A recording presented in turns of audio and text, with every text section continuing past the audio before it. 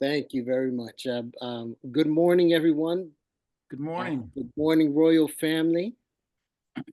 The chosen, many are called, but few are chosen. And what a beautiful privilege to share this platform with all of the saints this morning. Um, very excited about 2025. We are underway for Impact Boston. The committee has been put together, formulated to piggyback on the beautiful devotional that Pastor Falkenberg shared this morning in terms of unity. This is our focus, bringing together as one. We know that when Jesus, right before he was taken and he took his cup and he went to the cross, um, he prayed a prayer to his Father for all of us. And that prayer is found in John chapter 17, that we may be as one um, together in him, one together with one another as he is in the Father. And in this time in earth history, no greater time for God's remnant church to come together and to unify in singleness of purpose, in mission, having one mind and one heart to fulfill the task that we've been called to fulfill. The uh, the committee has, in our attempts to do this, we have put together a survey to send out to all the pastors in the Boston area to gather intel of ministries that are established, ministries that they look to establish, and with this information, with us working with the pastors and the churches on the local level, and with the conference, once they build this intel, we're going to give it to the conference so the conference can provide the necessary training to equip the members of our churches to go out into the community. We've been doing this on a local level in our church. It's great to see Pastor Michael Henry, because we have worked with Grace and Glory out in Providence and have gone and knocked on doors with them systematically and united, unifying churches together, working together, and going out into the community together. So while we equip our members and encourage our churches, we're hoping that the churches can come together and their members to work in unison, to go throughout Boston systematically, through our streets, through our neighborhoods, knocking on doors with literature, feeding our homeless, clothing folks who need to be clothed, and using the model of Matthew chapter 25, um, the sheep and the goats. For when I was hungry, you fed me. When I was thirsty, you gave me drink. When I was sick or in prison, you came and you visited me. And he said, Lord, when did we do these things? And he said, if you've done it to the least of them, my brethren, then you've done it to me. And with this model, simple model, working together in unison, we move together as one. And the sheep, they go wherever the shepherd leads. But the sheep stay together. As the shepherd moves, so don't the sheep move to the sound of the voice of the Lord.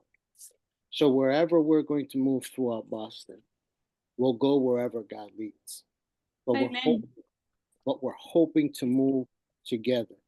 So we're going to work on a local level from the ground up to train our members, to equip them to go forth, to give them the tools necessary, to allow them to tap into the talents that God has given them and allow them to work with God so God can increase their talents to be used in this ministry, so we can work in harmony with with heaven and with each other as we move forward together. We're counseled in the spirit of prophecy to press together, press together.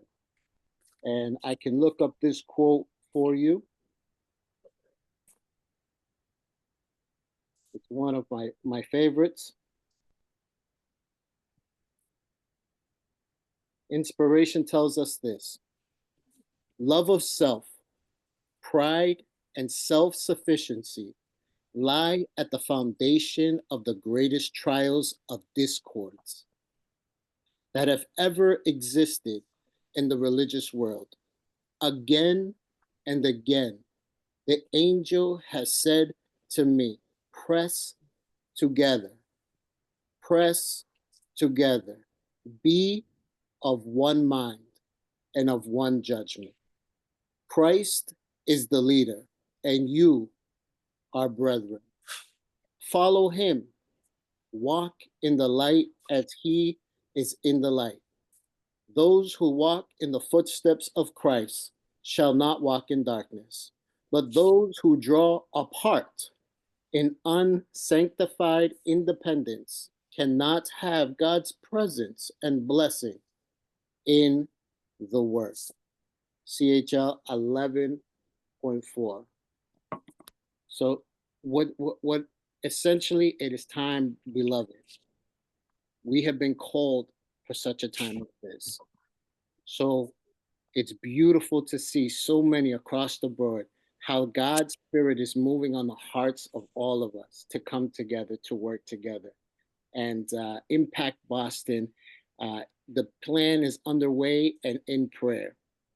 So we are working with the churches, with the conference, and with the pastors to equip our members, to give them the tools necessary to go forward in faith, but also to work together across the board, breaking down barriers, all nationalities and churches, with singleness of purpose and mission to bring this gospel to the world for this time.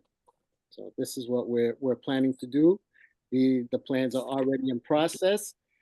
We have some dates coming up. Pastor will touch on those with some events that we have planned. And it's going to be wonderful. And I hope to be alongside of some of those names that are across the top of my screen, working in the trenches, bringing this gospel to those who need to know the love of God and what God has done for them, and to prepare as many for his soon, very soon return. So thank you, beloved. Have a wonderful morning, and I'll turn it back over to Pastor Francis for Michelle. Thank you so much, Brother Milton. I don't know if you have questions for Milton in terms of the program that we are planning to do in Boston. We call it Impact Boston Community Outreach. When we said Impact Boston Community Outreach, for the whole year, from this month until December the 31st, our focus around the conference is Boston. And we have a commission, a committee, Impact Boston Committee. They are working very hard to make sure that this program go through. But us, for Personal Ministries, Sabbath School, and Adventist Community Services, our focus is going to be the practical aspect of Impact Boston. When we say practical aspect, is that we're gonna while we're gonna do all kind of activities, evangelistic, whatever, we will go there to do certain activities. We will explain you what it is in terms of community outreach. We're gonna have a day where we're gonna put the yellow jacket welcome Seventh-day Adventist We Care. We're gonna use this yellow jacket and go on the street. We plan to have it April the 20th. But 2 days ago, someone reminded me that Sunday, April 20th, gonna be Easter. I really forgot because I focused on the Monday. The Monday gonna be the Patriots Day, but I didn't think about the Easter. If we're gonna serve the community, we cannot offend them. Their Easter Sunday to do such a thing. We're gonna move it to April 27th. Okay, April 27th, we will train our members. If we can find at least 300, 400 people, 400 lay members with the yellow jacket, we will go on the street, Mattapan, Dorchester, or Dudley. We will work with people and to let them know that we care. Secondly, the first Sunday of May, May 4th, is gonna be Walk for Hunger. We're gonna use this Walk for Hunger. If we can have 400 people walking with them with the yellow jacket, we care. And when people are gonna read Seventh-day Adventists, thank you. Seventh-day Adventists, we care. We're gonna work with them.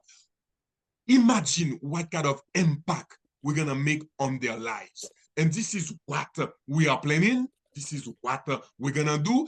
On September, we are planning with this commission, Impact Boston Community Outreach. We're gonna have a big outreach, a big fair. We will offer all kind of services. We will go. We will serve the homeless on the street. Please help us promoting this great practical movement. And now we're gonna thank you, Brother Milton, with your team to plan this big event we're gonna have this year in Boston. I have a Secondly, quick question, please. go ahead. Go ahead. You mentioned earlier that there was going to be gathering of intel so that we can provide these necessary trainings or not. Could you explain a little more the process of that? Yes, I will show you all the dates. Okay, I have Okay, them. thank you. And chances are my screen sharing is working, and I will let you. I will show them to you. And I'm allowing my guests to speak before me. Then I think it's better than that. All right. And now we're gonna invite Sister Michelle to explain the process of opening a food pantry. Sister Michelle. Hello, hi, good morning, everybody. Give me Good one morning. second, I'm plugging in my computer.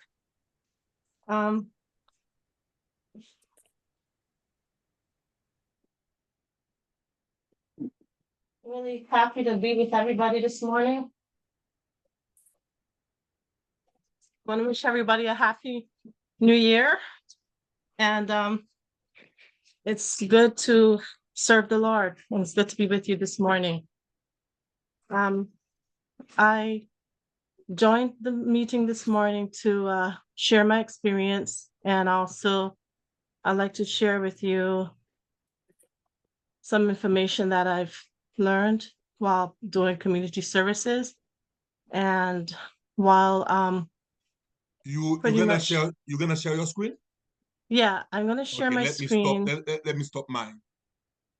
And I have Okay, some go. slides. I prepared a quick walkthrough how I started with the food pantry program and Okay, how go I ahead. was able to scale and build that up. And we can, do a lot of work with food pantry services. Let me share my screen. All right. Okay, see, hopefully this runs smoothly for us. So, community services, serving our community. So I put together this comprehensive guide specifically for food pantries for those that are interested in starting a food pantry program. This process can also apply for soup kitchens. There's other types of programs you can also do. There's like family services programs, but this is specifically because of food or anything related to food distribution.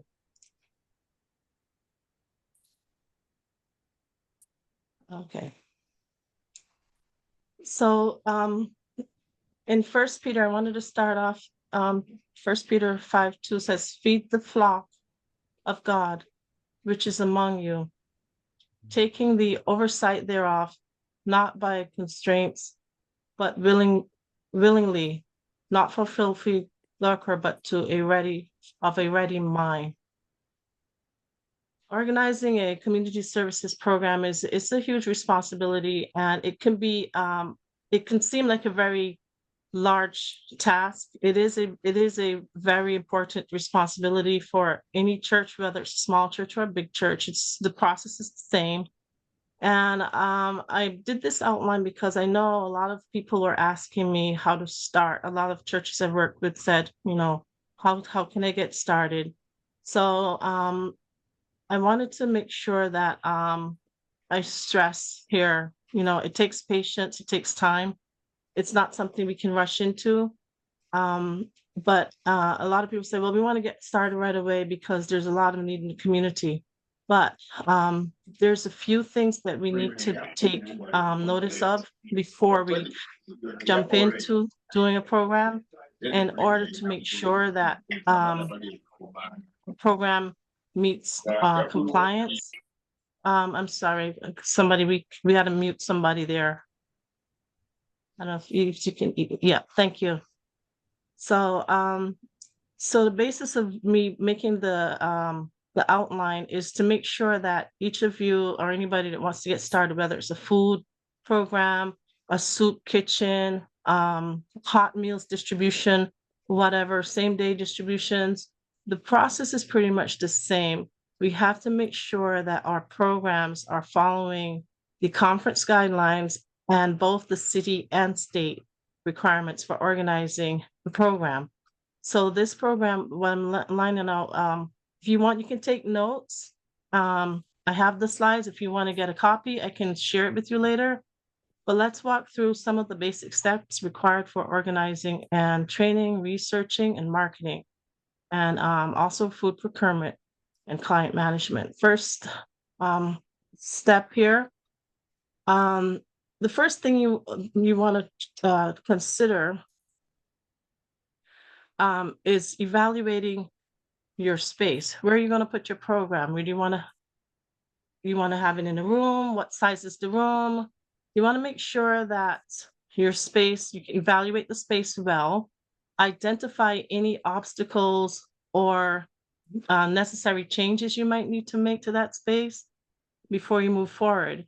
And once any obstacles are addressed, such as, you might need to paint the room, sterilize, cleaning, move things out, get it organized, then you can dedicate that room for your program, whether it's a part of the kitchen or a spare room in the church. You also want to evaluate that you choose a program that fits your volunteer team and your church team. Don't choose a program that possibly can be too overwhelming for you. And make sure that you have a program that that your community is going to need. That's another thing that we want to look at. The next thing, you want to schedule your serve safe training. Make sure everybody that's going to be on your team is taking some sort of food safety handling. And I'll talk some more about that on the next slide.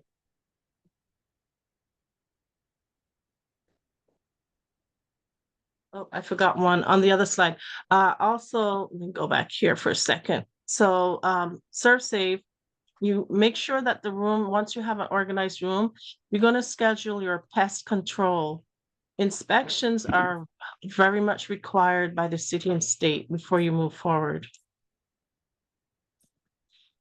Next thing I found helpful and very, very important was to get to know who you're serving. Get to know the community that you want to provide service for. There's no point, for example, in putting a soup kitchen or some other service that your community might not pay attention to or might not even need. You want to make sure you target market very well. That's part of the marketing strategy. And you want to make sure you cater your program to the needs that suit the community. So you can evaluate your community by doing a simple survey. So I've done surveys where I went out and I just, me and a few people just on our team just knocked on doors, asked maybe 3 to 4 questions, doesn't have to be long, and got to know the needs. Basically, we pretty much did a few blocks around the church, and then we went a little bit further around, and we got to know what people were looking for, what they needed. And then we kind of custom made our program to suit those needs based on our capacity to provide those needs. So you want to identify the goals of the community. You want to learn what their general makeup of the community as well. Do you have big families, small families? Is it a combination of wealthy families, poor families? You look at all those demographics and you can keep that information for further use for other programs when you go out to do other stuff. So another thing you can, another purpose for the survey I found useful, it was a great way to introduce my program to the community. Let them know what you're there, let them know what you're doing, what you're planning. And when you come back to them the next time, they're not like surprised because they're getting to know you little by little as you come to them. Once your program gets off the ground, they're coming to you, and there's a constant relationship growing there. So it's a really, really good tool for not just food services, but other services again. So get to know your community and know what they're what they need. And it also is a good icebreaker for other stuff, when we go out to do Impact Boston and different programs you're going to be doing. The next thing I did, you contact the city and state to let them know that you're intending on doing a program. At that point, you gather your materials, paperwork, applications, and you find out what's needed for your particular program. So visiting the city and state office, getting the applications and paperwork is great. And a lot of times they would ask you if your church is willing or your program is willing to work with other programs that they might need help with. So I bring the paperwork back and we go through it with our team and we organize this paperwork. Now we have to fill out a few documents. I forgot to mention before, I mentioned it takes patience, but for most states, in Massachusetts, I'll speak of, but most cases, the turnaround time is no greater than maybe 30 days. I've never had a program where the paperwork took more than a month or maybe a month and a half, but it's never really a long process. It's usually pretty quick. So a well-functioning and organized program is one that will be blessed and will be a blessing. That's one of the models I like to keep in mind, because being organized and being prepared and showing the community our intentions to provide care and love to them through our service is one of the things I keep in mind when we go out and when they come into us. So get all the required documents put together from both the city and the state. Attend any scheduled meetings with the city and state. They might schedule you to come back and do a workshop, or they might want you to do Serve Safe at a certain time, or it depends on your state or town. Fill out the required paperwork and return them. Also, the conference also has a form that we fill out so we can register through ACS. That covers our insurance, that covers some other important areas that governs the relationship between the church, ACS, and our food pantry services. You renew annually all of those paperworks. You might be requested to renew. For example, the Board of Health is an annually renewed program certificate where they would come in and schedule inspections of your site. So make sure to schedule and meet all of those meetings with the appropriate bodies.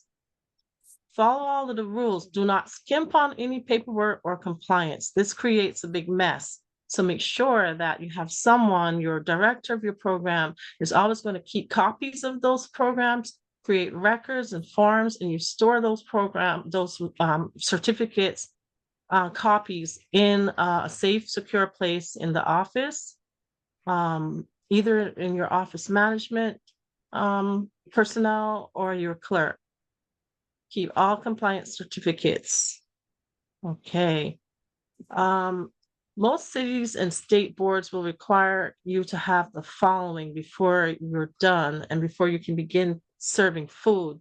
When you provide, bring your paperwork back, that you make sure you have your 501c3, proof of your serve safe, and a copy of the pest control certificate. As I mentioned before in the beginning, you can schedule with any pest control provider. There's no specific one. Once you make your scheduled appointment with them, they come in, they inspect the building or the room that you're going to have the food service at. And you must let them know that your inspection, you want a certificate of inspection because you're going to use that space for food and for food pantry. So there's a particular certificate that they prepare just for these type of programs. Now, if you happen to get a pest control company that don't know what you're talking about, try another one, because some of them might be new and they might not know exactly what you're supposed to do. But many seasoned pest control companies are aware of the certificate that they have to provide per Board of Health. Okay, so the Board of Health will require this to fill out the application and schedule that site visit. Once you have all these documents, you turn it in. They also need to see that you have a copy of your occupancy certificate filed and up to date for the current use of the building. For example, it's not too tricky, but I've seen some cases where the building occupancy might not have a certificate that explains that the building is going to be used for food, because some programs might have, you know, they might just have church there and they don't do anything. They might just meet and have a church service. They don't serve food. They don't have potluck, or maybe they might not indicate that originally on their paperwork for the city. Some cities might ask you, are you going to make changes to the building? Is it going to be an addition? Are you going to add shelves to the walls? And, you know, I usually don't add shelves to the walls. I have freestanding shelves, because from the minute you go to add shelves to the wall and making major changes to the space, it extends the time frame for doing your program. A lot of times they want to come in and make sure you then you have to get a building permit, and it can just get really spiral out of control because it can get really entangled. So I usually do freestanding shelves. So there's nothing anchored to the wall per se. I mean, you can do it if you want to spend time doing a large room. I would suggest maybe you want to do a build out. But for most spaces, you can use freestanding shelves, which you don't need to get an updated occupancy or use of property permit, because that means they're expecting that you're going to be making major changes to the building, basically. And you're not. You're just putting in some shelves, freestanding shelves. You're going to put some food on it, and you're going to open your door eventually. So Serve Safe classes are usually easy to schedule. At least one member of your team, and it's usually the director of the program. Usually one member needs to be the holder of the certificate. And these Serve Safes are paid Serve Safes classes. So you can just have one team member pay for the training. And then once that person's trained, that person, the director, usually comes back and trains the rest of the team. So I've done the Serve Safe, and then you can keep your Serve Safe certificate on file, and then you can have training workshops for your volunteers, for your anyone that actually wants to volunteer needs to be trained in the Serve Safe and to know exactly what's required of them before they even come in and before they touch any food, before they get handling anything. They need to be Serve Safe. Otherwise, it can create a problem. All right, so continuing with the compulsory city and state requirements, before you contact the city and state and turn in any of the paperwork, just make sure you follow all of the previous steps first. As I mentioned, including that Serve Safe and the pest control, since several of these inspections will occur after, and only after you have those previous things done will they come and give you approval. Your site has to pass those inspections first before the Board of Health will reach out to you and issue you a certificate of approval for a food program. You will also get a copy of your city occupancy certificate updated on file with them. That's important to make sure that they know you're doing a program and that you're just going to have, you're not making major changes to the space. And usually they can give you that certificate pretty quickly in a couple of days. Then we go on to the next step. Now, where do you get Serve Safe? Okay, so Serve Safe classes are usually available at the Board of Health or through a FEMA agency, or some food banks also offer Serve Safe classes. You can check with them. You can also check with Project Bread, and you can call the city and state for more information, since a lot of times it depends on your state or your town who might be in charge of providing that. But in most cases, it's the Board of Health. Training your team is crucial to a well-functioning program. Once you've got all the permissions and certificates in hand, you can then begin developing your program. Make sure all the required documents are on display. Once you get the certificates, you need to have them visible, right? The main ones that you have to have visible are the Board of Health and the Serve Safe. You can put those in the picture frame, or you can put them behind a type of, I've used one of those type of frame cases. And then you can just put the documents in there, like on a cork board or something, and then make sure that's locked, because those documents are sensitive. You can't have them out in the open. Anyone can copy them. Make sure they're in a secure, enclosed either picture frame or something, and they need to be visibly displayed at your service site, whether it's on the by the door, the entryway, but they need to be visible. Once the Board of Health can pop in at any time and they can walk through, they can pretend to be a client. That's happened before to me, and and we had it on display, we had everything going right, and the lady stops and says, "Congratulations, you passed." I'm like, "Pass what?" "Oh, we were just doing a stop-in inspection." So you never know, but once you do everything, you cross your T's, dot your I's, everything usually runs smoothly. I've never gotten to any problems with it, thankfully, but you keep those on display.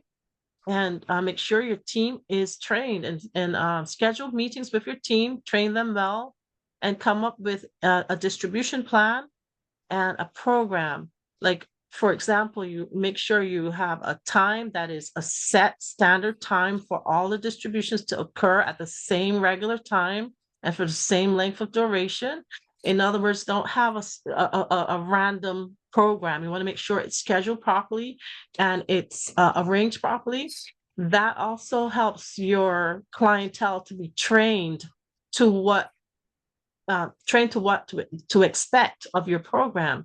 When they come in, they don't want to, people will get confused quickly if you do one thing one way, and then next week they come and it's all of a sudden another way. So make sure you have decided before you open your doors what your program is going to look like, who's going to be in charge, sorry.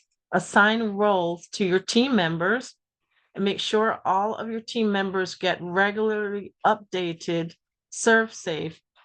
Usually I do this annually, or for new volunteers, I put them through a quick serve safe.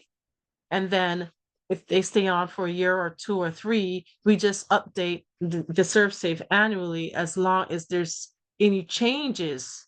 If there's no new changes with serve safe, we don't have to retrain anybody. Usually if there's an update, for example, the temperature, I remember one time they required the temperature for the meat to be frozen at a certain temperature. And then it says, okay, it's good to serve at certain temperature, or eggs can be kept outside of the fridge. And then they said, well, next time, no, make sure the eggs are in the fridge.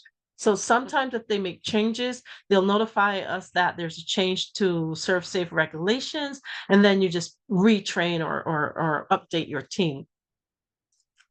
All right, and make sure your center is clean, organized, and neat, and free of obstacles or debris that can interfere with clients coming in easily and going through the space without any obstacles that can create accidents.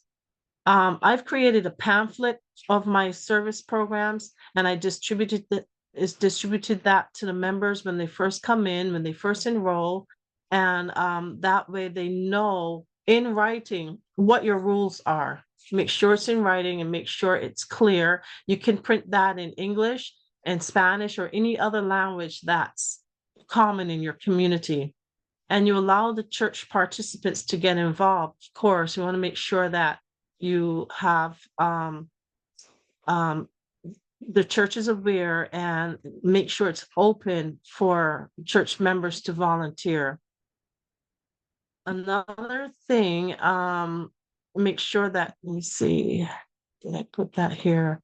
All right, so once we have all of that set up, we can start looking for food sources. We can start sourcing and doing some research on what programs in your area can be a good source for you to contact and apply to receive food. Whether you're going to do a soup kitchen or a food pantry, or just a food resource for emergency food, because some places, some churches I've worked with just wanted to have emergency supplies on hand. That's fine. Whatever program you're doing, all of the resources tend to be the same. One common place is applied to the food banks. There are several food banks around Massachusetts that receive FEMA and MEFAP programs and other nonprofit programs. Some private programs are also out there. There's a lot of them, and you can apply directly to their administrative office. Another option I've done in the beginning, I've had food drives when I first started up. You can host a food drive at your church, and that encourages church member participation. And it's very, very useful in mobilizing the church members to get involved in food distribution, is to collect the food, they come and they bring it in. And many times, a lot of them also later on end up volunteering. I've done yard sales, which was very helpful. So I had a few scheduled yard sales throughout the year, quarterly sometimes, or sometimes just once a year. Oops, sorry, went too far. And that helped bring some funds in to help manage the program. You can use the money to purchase other items that some of the food pantries, some of the food banks don't have things. For example, some of the community surveys I've done, families have asked for, oh, we need help with toilet paper or baby Pampers or baby formula, because a lot of times food banks don't provide those. A lot of times, some of the private organizations might not have those. They might just give you a grant. So you can take a grant and then you can buy the resources and then you can distribute them. Or you might get donations from other nonprofits that are out there that, you know, they love to donate to organizations like churches that provide programs like food pantries, clothing drives, you know, winter clothing drive. We've done that. We can get donations to buy materials, buy products, because a lot of times, I know, like, if you consider families with children, there's a lot of programs the state provides, like women's and infants programs for baby formula. They cover that, but some people don't qualify for those programs. So these other supplemental items that we purchase go to those residents in the city that are just between the margins. They're not qualifying for certain programs, but you know, they might fall between the gap, and then they come to us because they can't get it through welfare or they can't get it from something where else. So they tend to come in and we have it on hand. We can help them out a bit with those. Another great source for food was Panera Bread. Panera Bread loves to donate to us.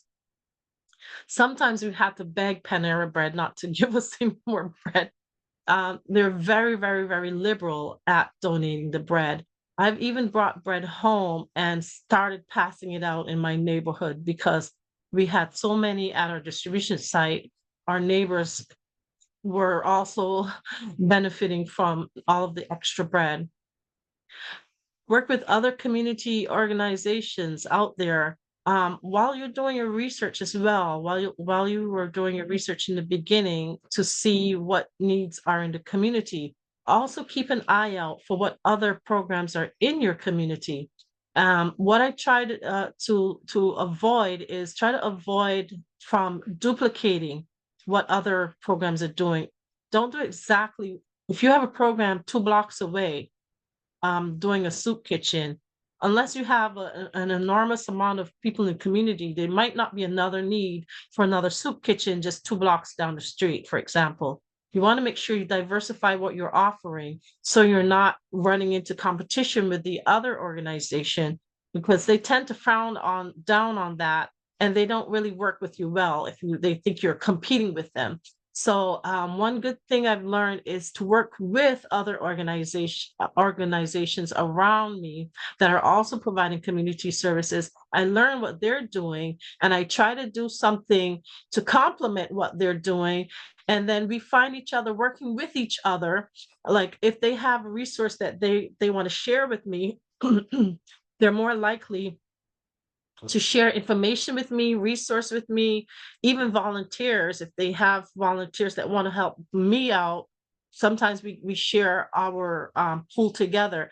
And it's a good way to collaborate with other programs in the neighborhood and to learn what we can do. And also it helps us to reach a lot of people and share the ministry, because a lot of times I've had other programs say, what church are you guys from? And oh wow, and they find we find some common ground to talk about God, about the work we're doing, through the work we're doing. So you can also call your city and town and request city, state, government. I think it's a state. Yes, there's state programs and then the city programs. Project Bread is through the city. So I work with Project Bread. You can get registered on their site also. I forgot to put that down here, but you can jot that down. Project Bread is an excellent resource for knowing what's in your community already. So they've done a lot of research, a lot of groundwork. Instead of duplicating that effort, shortcut to doing that is also you can call Project Bread. If you've done a survey of your own and you still need to get more information, for example, you can contact Project Bread and get resource information from them. They also can list your program on their site so that when people call them and people are looking for help, they know where to go, because now you're listed on the Project Bread's website and as a service to Project Bread. All right, so I've posted this little poster here as an example of what a food drive poster can look like.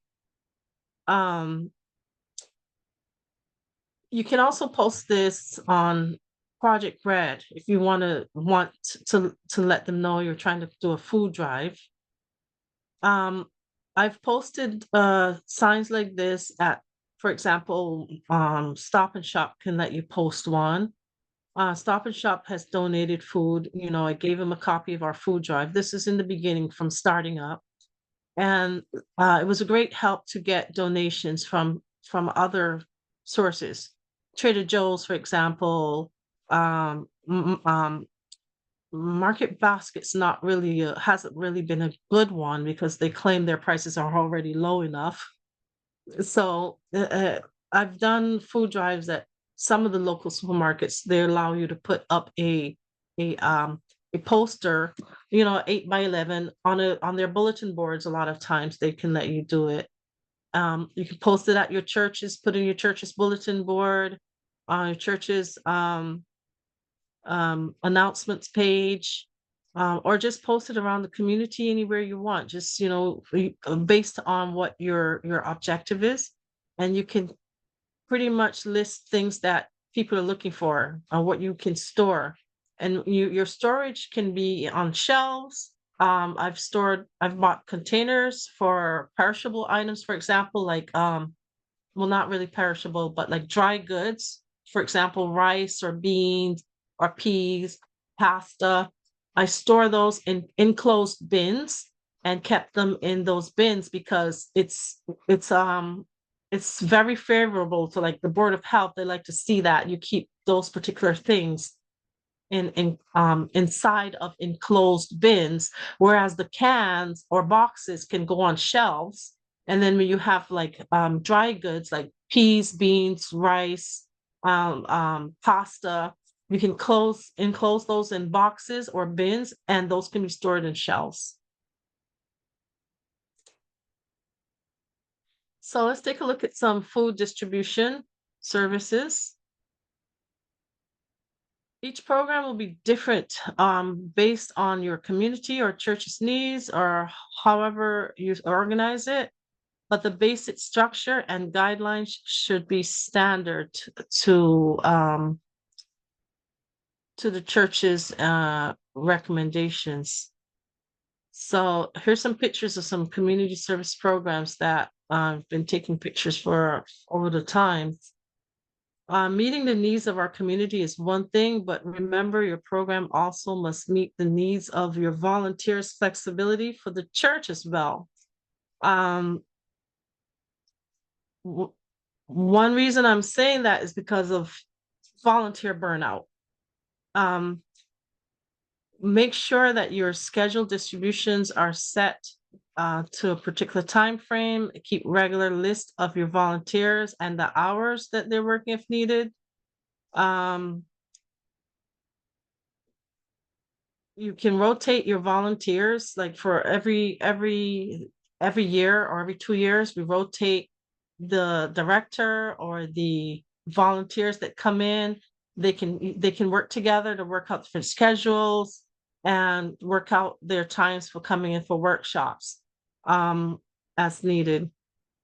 A lot of times people get burnout if they're in the position of a director for 3, 4, or 5 years. It's too long. I would recommend just making sure you have choose wisely who you have as your director, your volunteers, and to gain, make sure that you conduct questionnaires also, get people's feedback, you do workshops so you can organize the program and rotate your staff as much as you can, so or as much as they need, so to avoid burnout. Usually 2 years is what I see works. Can work differently with each church group, or I guess as people are motivated and moved by the Lord to come in and volunteer. Sometimes volunteers stay for a couple months, few years, but as people come in, it's good to rotate people to make sure that you don't suffer from burnout. have a routine for setting up. We set up, we pray, and we distribute the food, and then we have a takedown period and clean up where we recycle all the boxes, we recycle materials, and then everything runs smooth like clockwork. We have a particular routine that works for us, and we make sure that as new volunteers come in, that they're okay with fitting into the routine. Always make sure that the food is checked for the stale dates. Make sure you check for damaged products. For example, if you have cans on your shelves that have dents in them, you cannot distribute those products. Make sure when you pick up food from the food banks that you inspect it properly, because they're not perfect either. You want to make sure that you don't receive damaged products, because then the burden falls on you to dispose of it or whatever. And you make sure that you restock your products accordingly to the appropriate time and needs. Make sure you have a good maintenance and management program. This pretty much falls on the program director or the community services secretary.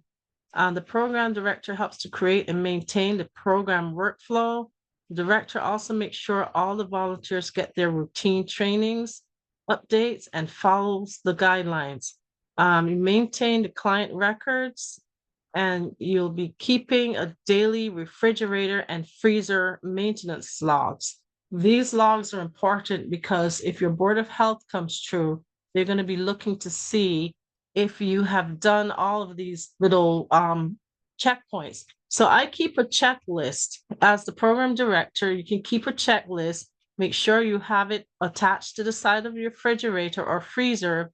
You keep a thermometer. If you have a fridge that don't have a thermometer in it, make sure you buy one and keep it in there, because you need to have a weekly. You can do it daily, but it's too much. So I do weekly when I come in. You check the fridge weekly, and then you write it in the refrigerator log. You can make one up. You can get one free from online. You can Google that, or you can make one up on a PowerPoint. It's pretty easy. It doesn't have to be high tech. You can just put freezer, fridge number 1, today's date, temperature. That's all you need. All right. And you make sure that's on the side of the fridge, and you keep that log to assure that the food is stored according to the ServSafe and the Board of Health recommendations. This is important, so you make sure you have that there. So the director also helps to protect the integrity of the program and the church. The director is the face and the contact person for the program to the city and the state and the clients. They're the manager of the program and helps the church to coordinate everything efficiently. This appointed person usually oversees all of the management programs. They also are responsible for making sure the certificates and documents are up to date, and would be responsible for filling out any reports that need to be updated. The person who's going to be director either sits on the board or reports to the board. It depends on your church. They make sure that the food is always fresh and provided at the highest quality standards, and make sure that the state and health rules are followed. Client management is next. So when you are starting to distribute, before you distribute, a lot of the times you'll need to organize how you're going to manage your clients that come in. Most food banks have copies of client application forms. They might have their own reporting forms that you have to report back to them. These forms can be provided by them, or you can create your own form. But I've started out with receiving their forms. They give you a free form to fill out. That form is a reporting form, especially if you're going to receive food from FEMA or MIFAT. There's a form that they give you to fill out. You'll need to verify each client that comes in. The client can you can prepare a sign-in sheet. so that the clients can provide their name, address, show a driver's license or some form of ID, and then you'll record that on a form. You can create your own sign-in sheet, but the verification client form you can get from the Board of Health. I can explain more to anyone that wants to learn more about that. Storing those client digital records or files are very important to keep them in a safe place and safe files in the church office. Make sure that they're not available for anybody to view because of HIPAA and FEMA rules. You want to make sure you protect clients' personal data. You need to perform annual client verification. So say you have like 100 clients by next year, you go through that list and make sure that each client coming in, that they're still qualifying for the food. For example, a lot of times FEMA might tell you, well, your clients have to be low income in order to receive food, for example. So you want to verify if your client is still on a low income basis. If they say yes, I don't really put them through a lot. I just, they can provide, if they're receiving food stamps or if they're receiving Social Security, or if they're a senior under a certain age or over a certain age, they qualify usually pretty easily. So it's not too hard to verify people, and you don't have to do background checks or anything difficult. Handling on the undocumented clients, I see that a lot. Usually they might hang around a few times or show up a few times for food. I don't turn anybody away for food, even though we're supposed to have them go to the appropriate city programs. I still provide, we're still allowed to provide food whether they have a document or not. We do encourage them, however, to seek the right channels so they can get out, so they can become documented, they can apply for assistance, and they can get out of that cycle. A lot of times people come in and they don't have a choice, or they're looking for food. We don't have to, there's no obligation to turn people away, basically is what I'm saying.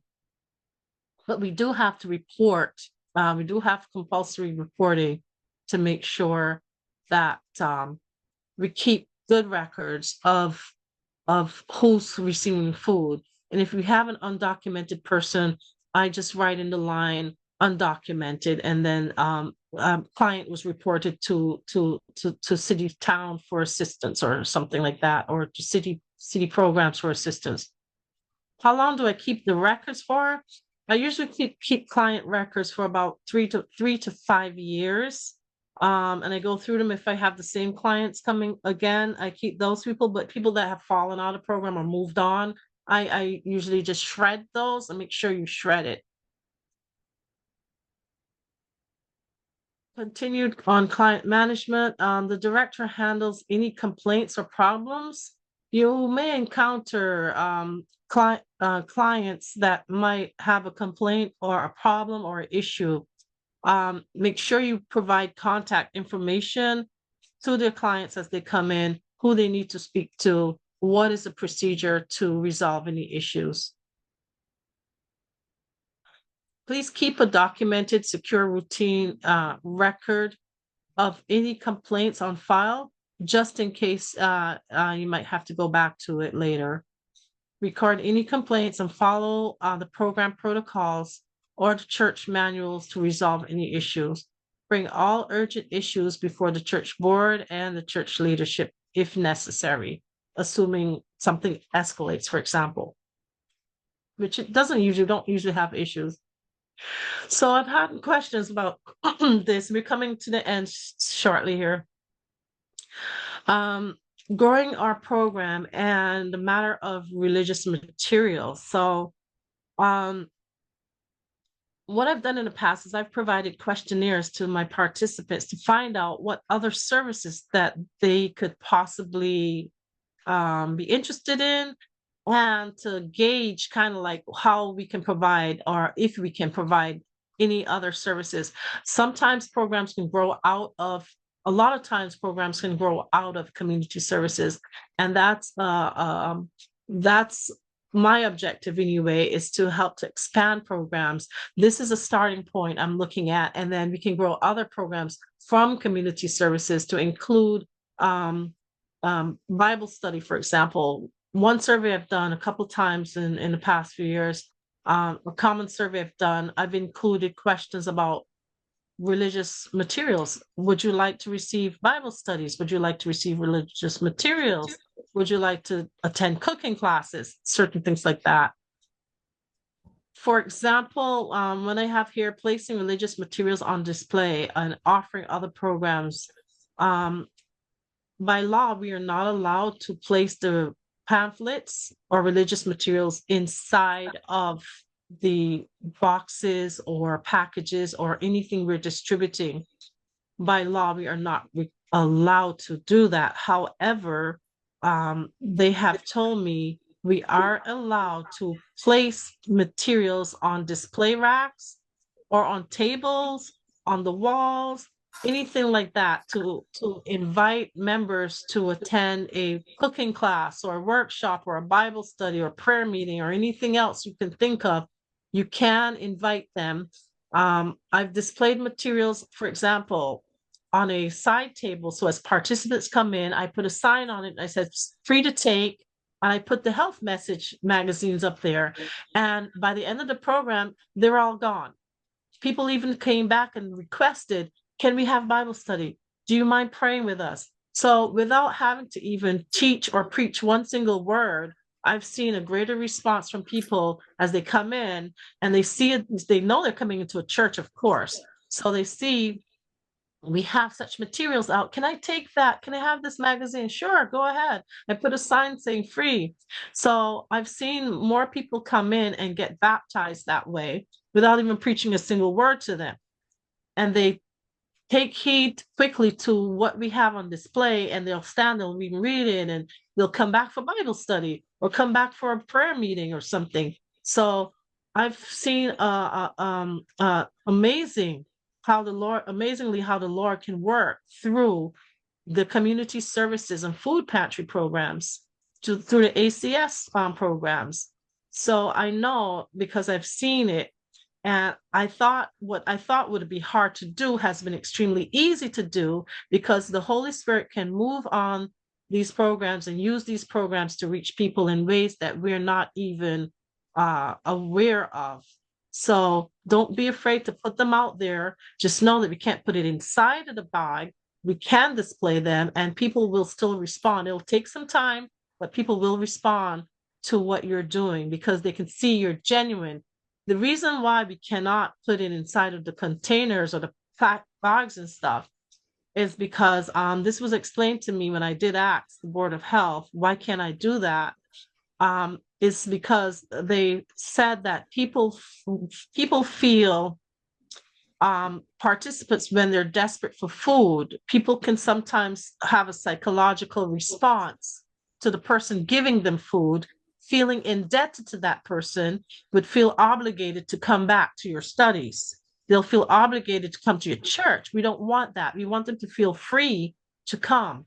So when you put it in them or tell them they have to take this, right, they'll feel that, well, if I don't take this, then I'm not going to get the food.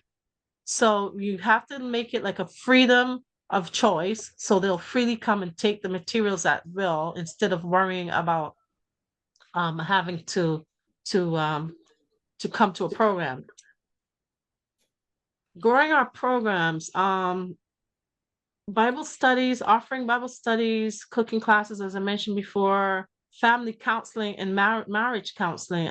We've done a few times, several times. We've had workshops and people have returned for, and other programs for students and small children. So in conclusion, as leaders commissioned by God to do this special work, let us go forward prayerfully before our tasks daily, and keeping those words in our hearts and minds, laboring with love for our brother, Philippians 2:4 and 5 and 13, where it says, look not every man on his own things, but every man also on the things of others. Let this mind be in you, which is also in Christ Jesus. For it is God which worketh in you both to will and to do of his good pleasure. So I pray that we can go forward and serve our communities with God at the helm and with peace and love to serve our brothers in our hearts, because it is an enormous task that God has commissioned us with. But I know the Holy Spirit, his hand will lead and guide. I don't know if I have time for questions. I'm sorry, I think I might have gone over a bit. Thank you. Am I allowed to take questions here? I don't know. Yeah, thank you, Sister Michelle, for this clear information about how to start and run a food pantry. It is very important, and we thank you for the information. And we're gonna allow at least two questions, because we want to leave you to leave the platform on time, and we have Pastor Henry, and right after we will go over Impact Boston, Pentecost 2025, and Impact Boston, because when someone asked the question about how these two things they relate each other, and we're gonna let you, if you have some questions, please. We're gonna allow at least one or two questions. Okay, I have a question. Go ahead. I'm gonna ask the person who's gonna ask the question. Be specific, because we are our time is very limited. Sister, if you allow me, I'll finish quickly. Yes. Go ahead. Thank you, sister, for the nice presentation. My question is about insurance aspect. Do you know how much it costs and who is supposed to pay for that insurance, please?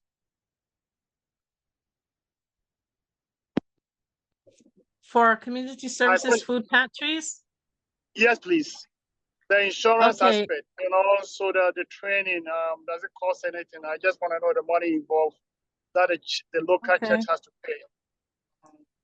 Okay, as long as the program is a part of the church or organized by the church, the insurance is under the church's insurance. So we're not paying a separate insurance. It's part of the insurance with the conference. So that's why you need to fill out conference forms as well, so they'll know you're doing a program. And then they can make sure that we're covered. Training. Thank you. Training with SurfSafe. You mean the SurfSafe? Yes, please. It depends. You have to call your town or city. It depends. It can range from $75 to $100 something. But usually if you're just training one person, I've paid, like, for Massachusetts, I've paid like $75 to get mine, and then I train the rest of my team. But it ranges. So you check with your local board of health or your local town, see if they have any there. And how about the infestation program? You know how much it costs to run that the infestation thing? Again, you need to check with your pest control folks. But from your point, from your side, I've paid. It's been like, depending on which company you get. Terminex. I've used Terminex before, and it was like $150. It's not that much. a month? No, not per month. You're just getting a one-time certificate. And then once you get that certificate, as long as your church should already be getting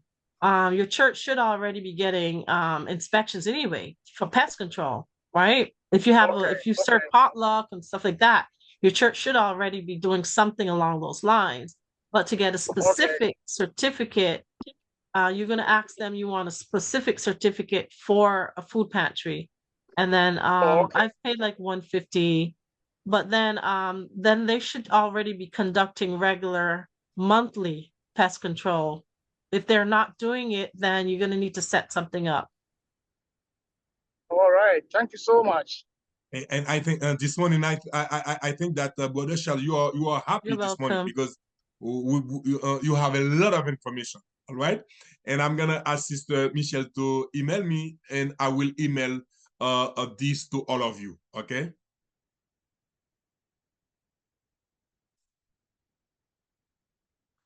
No question? Okay. Thank you, Sister Michelle. And as I said, we will, once I receive the copy from Sister Michelle, I will make sure that I will send it to all of you. Okay, to all those who have been registered for this training, you will receive a copy of this presentation. Michelle will share it with me, and I will share it with all of you. Okay? Thank you Yes, so much. absolutely. May the Lord be with you. And we will continue to work together for the glory of God.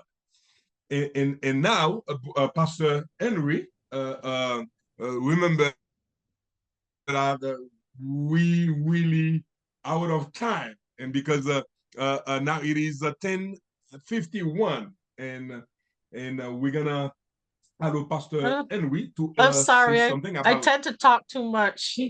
No. All the information you gave, they are really. This is the reason I let you go forward, because I feel that I kept receiving call to talk about food pantry, and sometimes I don't know exactly what to say. And you brought all the information, and I think that that gonna be we're gonna use them as a document for those who want to start and run a food pantry. Thank you so much. And if you need more information in terms of that Sister Michelle did that cover, let us know, because Sister Michelle, she is one of our volunteers, and she is willing to support and to help. Okay. Pastor Michael, the prison ministry coordinator, and the third guest after Milton, Michelle, and now we have Mike, the 3M: Milton, Michelle, and Michael. All right, Pastor Michael. Mercy. Well, listen. I want to let the brethren know that I really wasn't scheduled to speak, but I'm grateful that Pastor Francis gave me an opportunity just to mention to you that the conference has initiated a plan to develop a prison ministry from the conference level, and I have been asked to be the coordinator. Of course, I believe my assistance is on. Victor should be on, but I just want to alert you that, of course, that the Bible emphasizes the importance of visiting and caring for those who are in prison. Matthew 25:36. Jesus says, "I was in prison, and you came to visit me." This passage, of course, teaches that when we care for those who are suffering, including prisoners, we are directly serving the Lord. And we have just been commissioned, I believe, 3 months ago or something, and we are beginning to set a framework and build this ministry. I'm glad that he asked me to mention this, because you might, in your church, you might have a prison ministry. We would like to know. Also, I believe that our Victor has begun to make some contacts. But if you are in, well, I shouldn't say proximity, but if you have a ministry, we would like to know. If you would like to start a ministry, we will also like to know. I have put my, I've placed my phone number and email address there. And of course, you can always contact Pastor Francis at the office for our information, and we will be willing. We are finalizing, of course, our mission and vision and value statements, and beginning to reach out to the constituency, of course, in the various states, Massachusetts, Connecticut, and Rhode Island, so that we can support those who already have a ministry, and those who would like to start, and to develop a plan to go to various areas so that we can motivate and edify the church of the importance of this ministry as part of our mission, of course, that has been given to us by Christ. So that is all I have to say. I have taken half of my time, so if you have any question, you could ask me. All right. If you have any questions, you can ask Pastor Yes. Henry in terms of how a church can start and run a prison ministry, how the conference are gonna support them, because this is a ministry under ACS, Adventist Community Services. Because if we talk about community outreach, we cannot leave aside this group of people. Some Hello.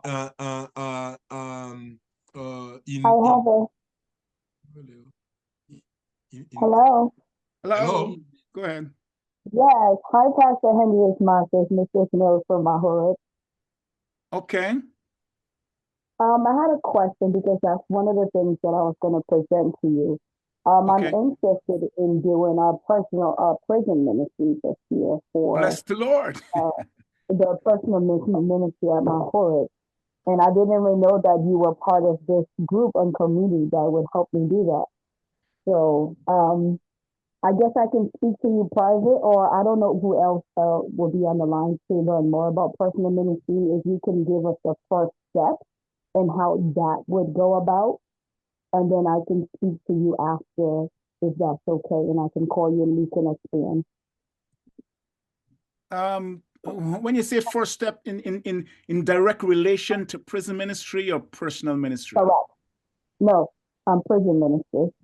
Well, at this stage, as I said, we have just been, maybe 2-3 months ago, we have just been asked by the conference to build a ministry, to build a prison ministry in this conference. So it is something we are in stages, as I said, of building our value and mission and vision statements.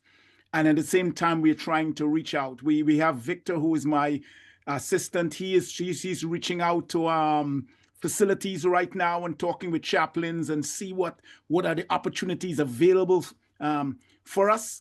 So if you would like to, begin to get involved in prison ministry, and you see this as a valuable part of your church's mission, then I would say, number one, of course, you can always contact me.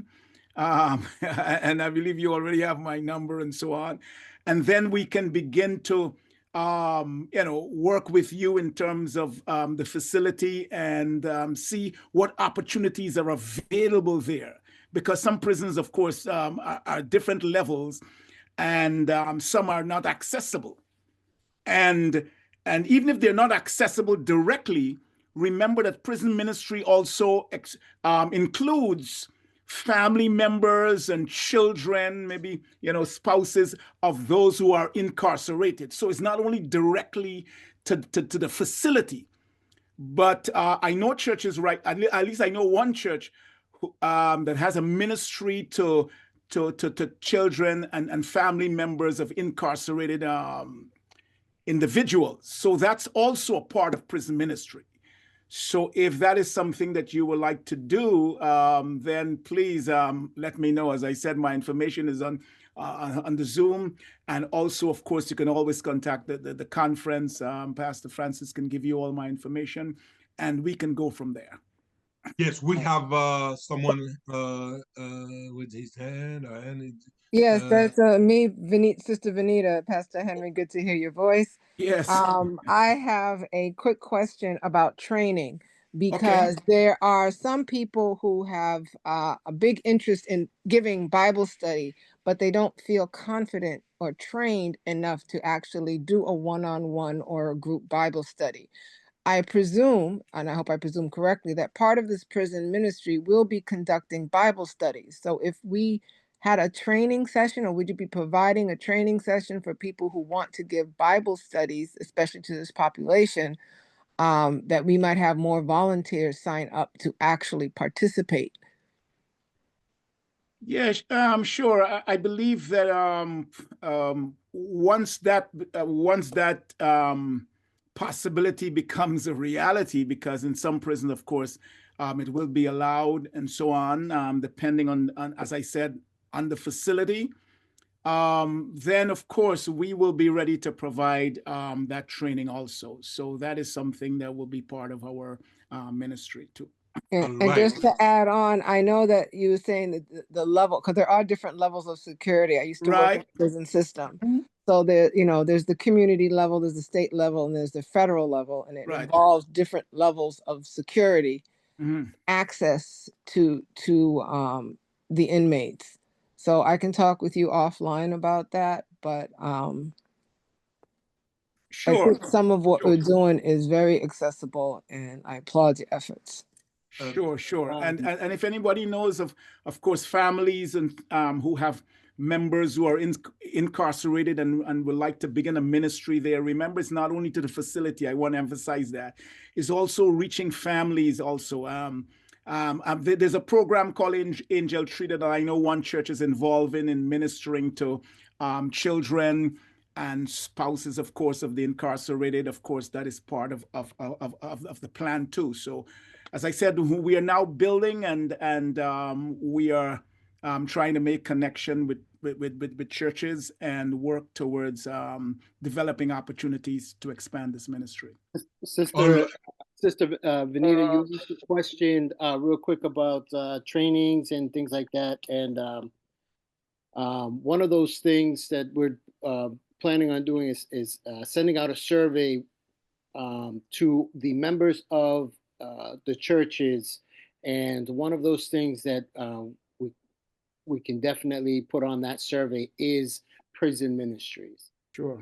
To that way we gain that intel, we gain that data, and then we can meet the need of our members, providing that information to the conference so the conference can provide the necessary training to the members on the local level. And then we can work together with pastors like Pastor Michael and others who will support that. Sure. It's a wonderful ministry. I can tell you that I came, sister, to the Lord 20 years ago because there was an inmate who shared with me the love of God. And 20 years later, I'm here with you this morning. So God can visit anyone. And God, there is no limit to God, and God can transform lives. He can transform hearts. Yeah. But it seems like one of the, not even the fundamental, but one of the foundational trainings, not just in prison, but in the food bank, in the community outreach, in personal ministries, the need for Bible study is great, is in all of them. And that if the conference would invest in a basic Bible study training, because there are different ways to study the Bible, I understand why a lot of people are hesitant and don't feel confident giving a Bible study because they've never really been trained. So even though I was targeting the prison ministry in particular, it's for every ministry, from personal ministry, any community thing that you're going to do, and in the church. People call the church, email the church daily wanting Bible study, wanting answers to questions. And people are afraid to do it because they've never been trained. And the few Sister people Vanessa? we have are overwhelmed. So it's just a need, I think, that's out there greatly and magnified by these presentations. Okay. I will. Pastor Henry, I have a question. Not a question, I need to say something. Pastor Henry, thank you very much for the presentation. I just want to remind you that this is very important. 3 months is a long time for your mission statement and all that stuff. So please speed up whatever you're doing so that we can tap into our resources. Thank you. Well, Elder, at our last elders meeting, we shared out forms for those who have ministry and those who would like to build their ministry, and there wasn't much. Well, I wouldn't say there wasn't much interest, but that just gives me an understanding of where we are right now. We have to build, and building takes time. And Pastor Francis, of course, will help us from a conference level to be able to reach, the ends and the width and breadth of the conference, to be able to get people to be aware of the ministry and to buy into the ministry and to support it. All right. One thing I wanna say is regarding the Bible study. I'm gonna make a little survey right now. If we plan to train members in terms of giving Bible study, how many of you will support this? Even we're gonna do it on Zoom. Will you support it? I got my hand raised. All right, good. All right. I'm gonna work with Pastor Henry on that, and we have other pastors who are gonna help. Especially, let me say it. February, the first Friday of February 7th, we're gonna have a training for Sabbath School. Okay, how to lead a Sabbath School class. Okay, and I will say more about it. But we're gonna sit down with pastors at the conference level to have a curriculum and to plan it. Even we're gonna have it on Fridays at night. Okay, we will do it. We will make sure that we have it. This is one. Secondly, we're gonna launch by February, late this month of February. We're gonna have a website for personal ministries in Sabbath School. You can go to the conference website. You're gonna see ACS, but you will not have anything for Sabbath School and personal ministry. Mountain. We're gonna see if we're gonna have a website for personal ministry, Sabbath School, and we're gonna include prison ministry inside of this website. Please help us, because as I said last year, for 36 we didn't have an active personal ministry and Sabbath School department at the conference level. Okay, we want to thank Pastor Malcolm, Pastor Michael, and Brother Milton and Sister Michelle for their presentation. Right now, I'm gonna share my screen.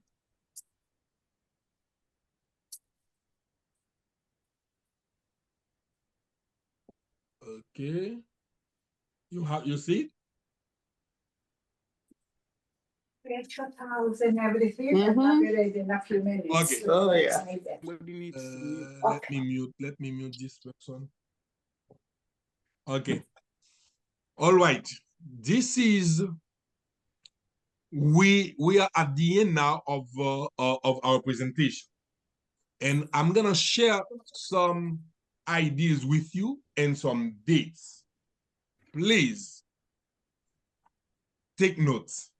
It is very important, especially the dates, because this year we will not have a training like we have it last year in March. We're gonna have only one training. It's gonna be on October 10, 12. Okay, we will do it in partnership with Health Department. Tiempo antes de que empiece a florecer. Si no quieres olvidar este consejo, dale like y sigue la cuenta. We have, okay, thank you.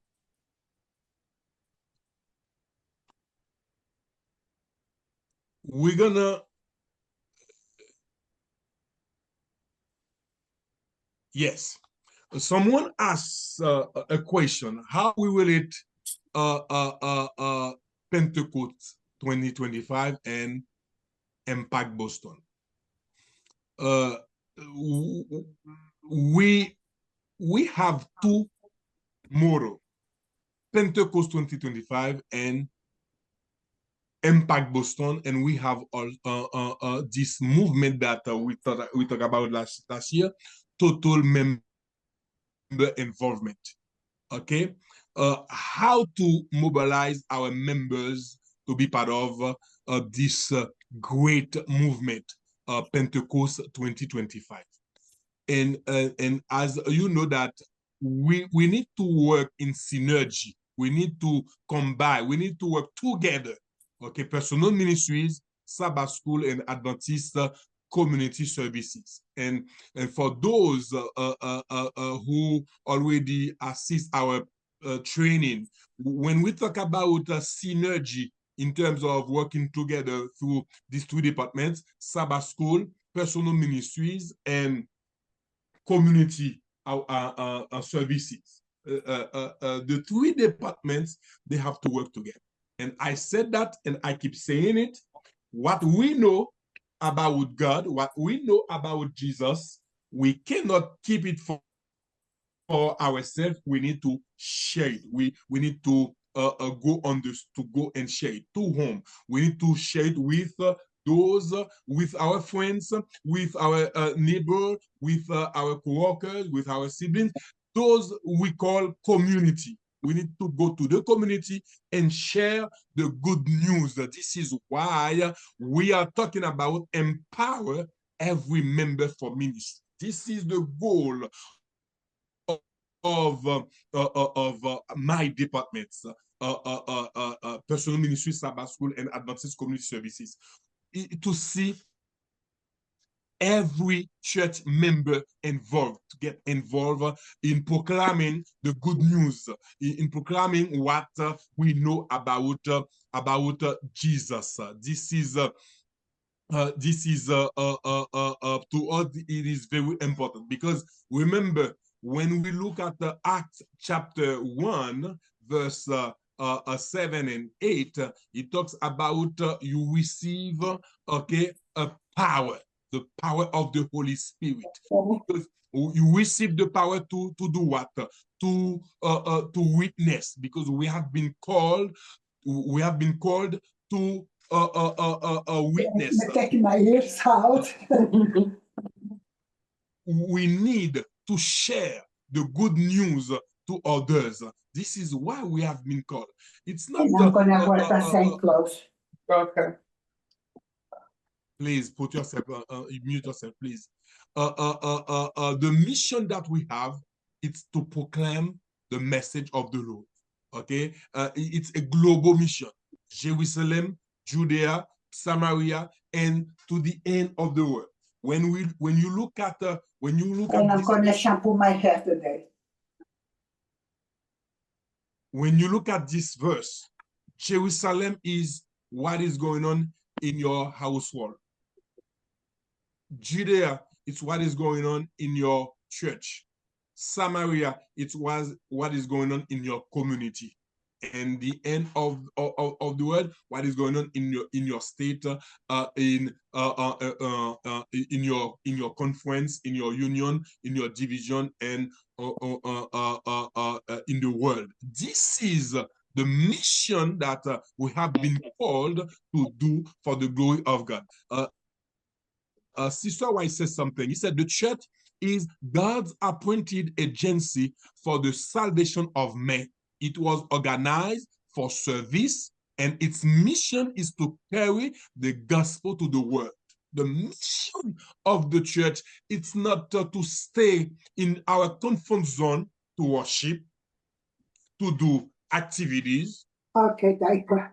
It is to go on the street and share what we know about God. This is the mission of the church. And when we talk about working in synergy between the three departments, why? When we talk about it's like we have two men, two vital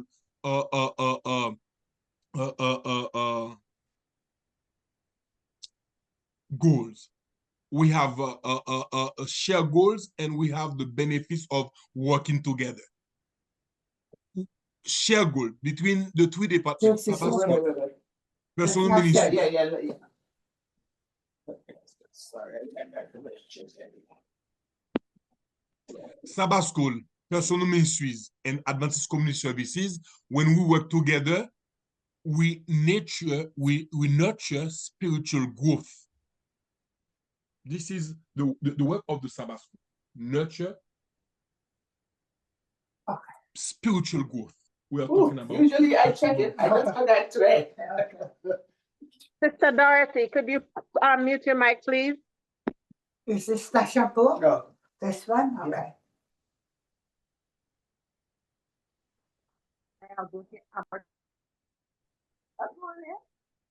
Pastor Yves, you can mute on your side. Yes, I don't really have this control. We all use the same passcode. If you put it down, it's not going to. Sister Dorothy, can you mute yourself, please? Sister Dorothy, can you mute yourself, please? Oh. Thank you, Sister Dorothy. And we talk about share goals. First of all, nurture spiritual growth. When you look at the three departments, Sabbath School's responsibility is to help the members to grow spiritually. This is what we call personal growth. Knowing God, knowing Jesus, developing your own relationship with God. This is the work, this is the duty of Sabbath School. By studying your Sabbath School lesson, by focusing on prophecy, all the spiritual books, Spirit of Prophecy, and others, that's gonna help every church member, okay, to grow spiritually. This is the work of Sabbath School. Secondly, mobilize members for service. This is the work of personal ministries. Look at me. When you look at the three departments, my left hand is Sabbath School, my right hand is community services, my head is personal ministry. My left hand is Sabbath School, personal growth, knowing God, knowing Jesus, developing your own relationship with God. What you know, this is Sabbath School. What you know about God, about Jesus, you cannot keep it for yourself. You need to share it to those in the community. But some of us, Pastor Franz, can you make this? Someone just said it. We don't. I cannot mute it because yes, you click on the corner there, on that box on the right top corner. What in here? I'm going to close this. What is it? What in here? I'm going to close. Let me see. If you could have made me a co-host, I probably could try to. The problem is I don't have control over this. Okay. I use the same code with you. Sister Dorothy, mute yourself, please. Sister Dorothy, mute yourself. Sister Dorothy, mute yourself. Yes, Sister Dorothy, mute yourself, please. Okay, if you cannot mute yourself, stay quiet, okay? We said that Sabbath School is what we know. Community service is where we're gonna share what we know. But personal ministries is the department that are gonna help you, gonna equip you, train you to share the good news. This is why I said we're gonna see if we can use some Friday nights to have how to lead a Bible study, to equip our members to go to the community. Sabbath School, service community, and personal ministry. The three departments, when they work together, they in synergy that gonna be what is the benefits? The benefits is amplified outreach, efficient, okay, in what we are doing, okay, and unify church mission. Sometimes Sabbath School is doing their own thing. Personal ministries, the same. And Adventist Community Services, sometimes when you talk about Adventist Community Services, some people said, we don't have this Adventist Community Services in our church because to them, they don't have a food pantry. You don't need to have a food pantry to say you have an effective community outreach. ACS. ACS is not only food pantry. And I really appreciate the presentation of Sister Michelle. At the end, she put something very important. Food pantry should be a ministry. Food pantry, it's not it's not only giving food to people. This is a kind of ministry.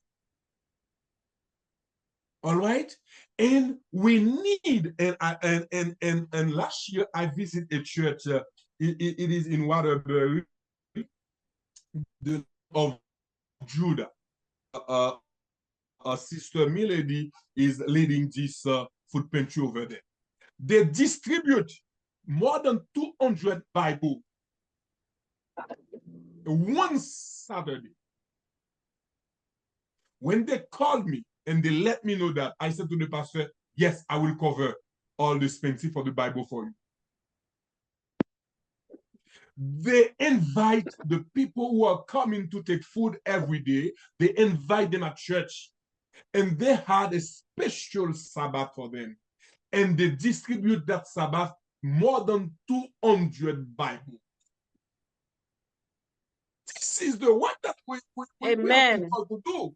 Because listen, we cannot continue to give people food like the other community, the secular community. And if we just giving them food, it's like we are working like them. But if we are doing, if we think that this is a ministry, let the Holy Spirit guide us in this a specific ministry. Make sure that the people who receive the service that we are giving them every week, but they know that besides the food or the service that we receive, but we feel that we feel the impact. We feel the presence of the Holy Spirit. We can see Jesus through the service. This is reminded that somebody's coming to the house today. We are talking about practical evangelism. Community outreach is the practical evangelism. And we should focus on that. This is why we're gonna work together, and we're gonna support you to work together in this. It is very, very important. Now, let's focus on this. I want you to see this Sabbath School report weekly and quarterly. This is a Sabbath School report that you're going to receive at the end of this month. We're going to study it February. We're going to study it in February. We have it in English. We have it in Spanish. We have it in Portuguese. We have it in French. And we have the same information. When I started at the conference last year, what happened? We have different kind of Sabbath School report, weekly Sabbath School report. We have different. We have one for the Hispanic community. We have one for the Portuguese. We have one for English. We have one for the Haitian French Creole. They are all different.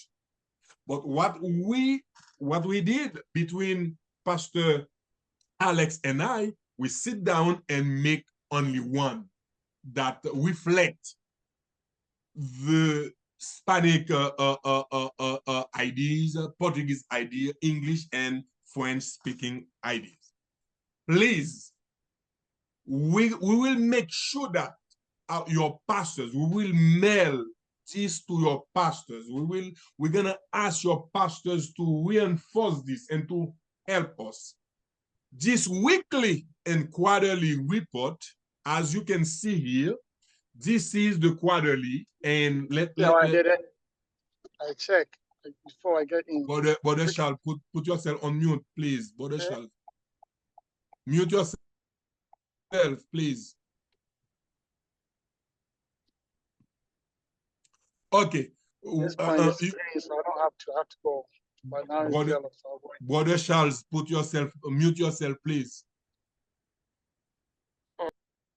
Okay, thank you. You can look at this. This is the weekly report. Here, this is where you're gonna put the name of the Sabbath School class members. We want to encourage our Sabbath School superintendent to divide the Sabbath School into classes. Please don't do it in general like one class. If you don't have a lot of members, you can start with one class. But let me tell you something. Each member of your class should be an agent for the Sabbath School. If you start your Sabbath School with 15 members or 5 members, at the end of the quarter, for example, if you study with 15, at the end of the quarter, instead of you can have your class can split into another class, because if each member invite a new member to come to the class during the quarter, next quarter, instead of your class gonna split into 2 classes and so on. The reason we are doing this, remember what I just said. When we talk about start in Jerusalem, we have a lot of members, they consider themselves como worshippers, and they come to the church in, at 11, 10:45, 11, when the worship service is gonna start. They don't really focus on Sabbath School. And I think it is very important to modify, to bring new ideas to your Sabbath School. And in our presentations, in our training, we will bring new ideas to let the church, to let you know how you can make your Sabbath School more efficient. Okay, how to make Sabbath School attractive, to make sure that members cannot miss the Sabbath School, because it's not only to come and participate in the Sabbath School to review the Sabbath School lesson. Sabbath School is not reviewing Sabbath School lesson. Sabbath School is more than that. And this is why when you look at this, you're gonna put the name of the student, the members here, and to the bottom, you're gonna see we have at least 4 questions. It's what the members are doing during the week. Because sometimes we heard people keep saying that the church is doing, the church does we don't do anything. who the church does nothing. It's like we keep preaching, but we don't do anything. But I want all of you to remember, when one of our members is doing something, it's not the member by himself, by herself, it's the whole church. When we collect all the information that our members are doing the work, it's not only your work, it's the work of your church. And when we put all the churches together, it's the work of the conference. When we put all the conference together, it's the work of the union. When we put all the unions together, it's the work of the divisions. When we put all the divisions together, this is the work of the worldwide church. So we're gonna start collecting information from squash. Okay, and we're gonna help us doing it. And please, you will receive this, and at the end of the quarter, the superintendent will take all this Sabbath School record of report of the classes, and they're gonna do what is it? They're gonna do the quarterly report. The quarterly report for each class, gonna give the quarterly report for the church, and the church, the superintendent with the Sabbath School and community services, all three together, they're gonna sit down to prepare the report. And every quarter, the same way the treasurer of the church send their report to the conference, the same way the clerk of the churches send their report to the conference. You, Sabbath School, personal ministries, and community services, you will not send report every month, but you're gonna send your report every quarter. Please help us. And in this, we put some website for English speaking, Portuguese, Spanish, and French.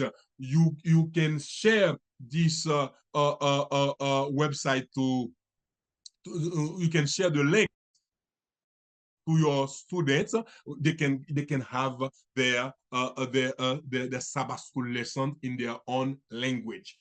Please help us with this. This is very important, and we're gonna share all this information with your Sabbath School, your leaders, when we're gonna have training during this year. And you can look at this.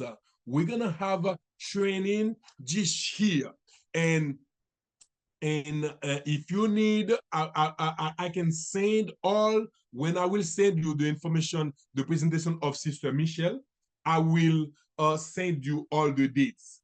We're gonna have training by region and training by a language group.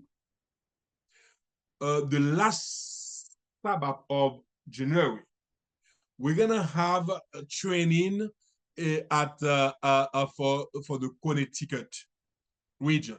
It's gonna be we will do it at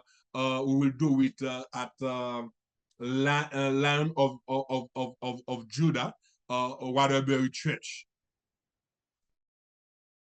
For the Hispanic ministry, Connecticut for Hispanic ministry.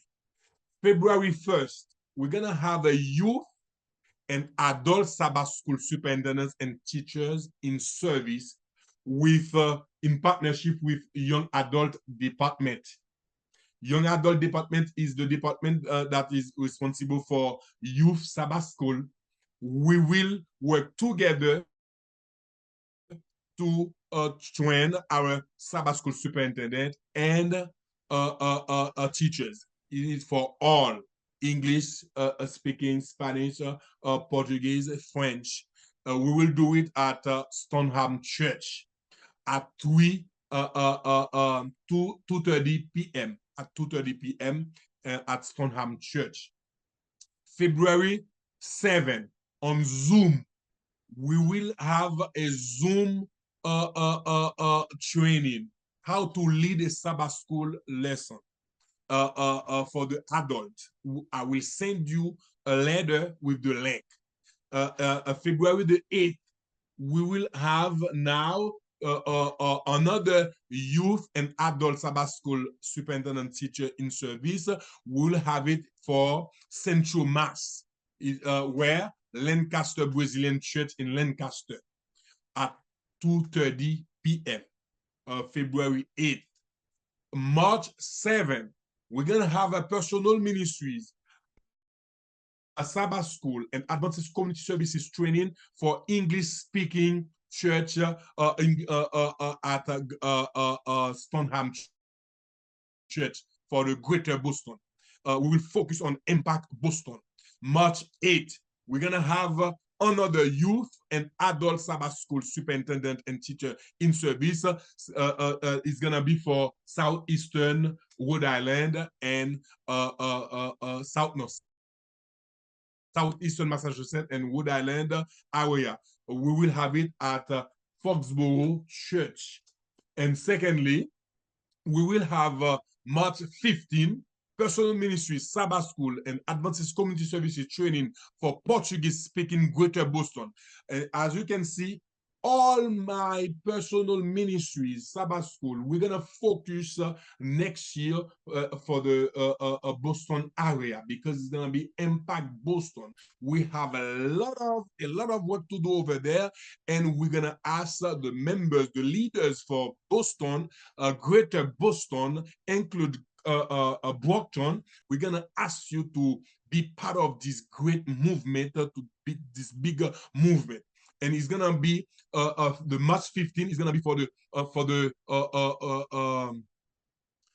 Portuguese, and the March 22nd is gonna be for Greater Boston, Spanish speaking Greater Boston. We will do it at the Spanish church in Dorchester.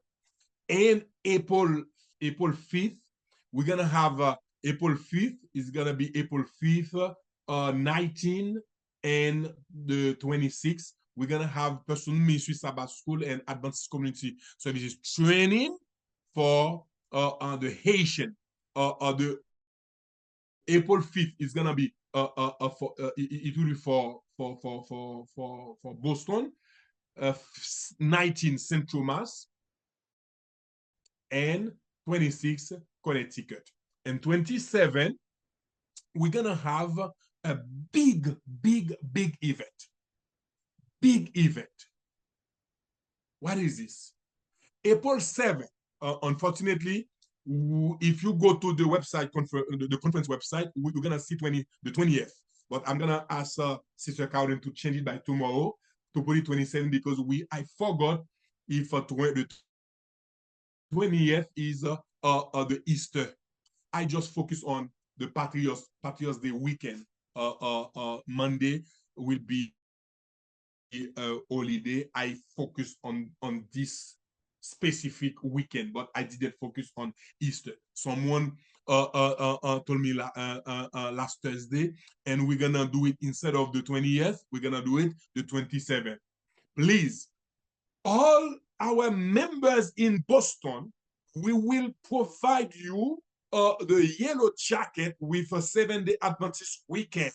The 7-day Adventist weekend, we're gonna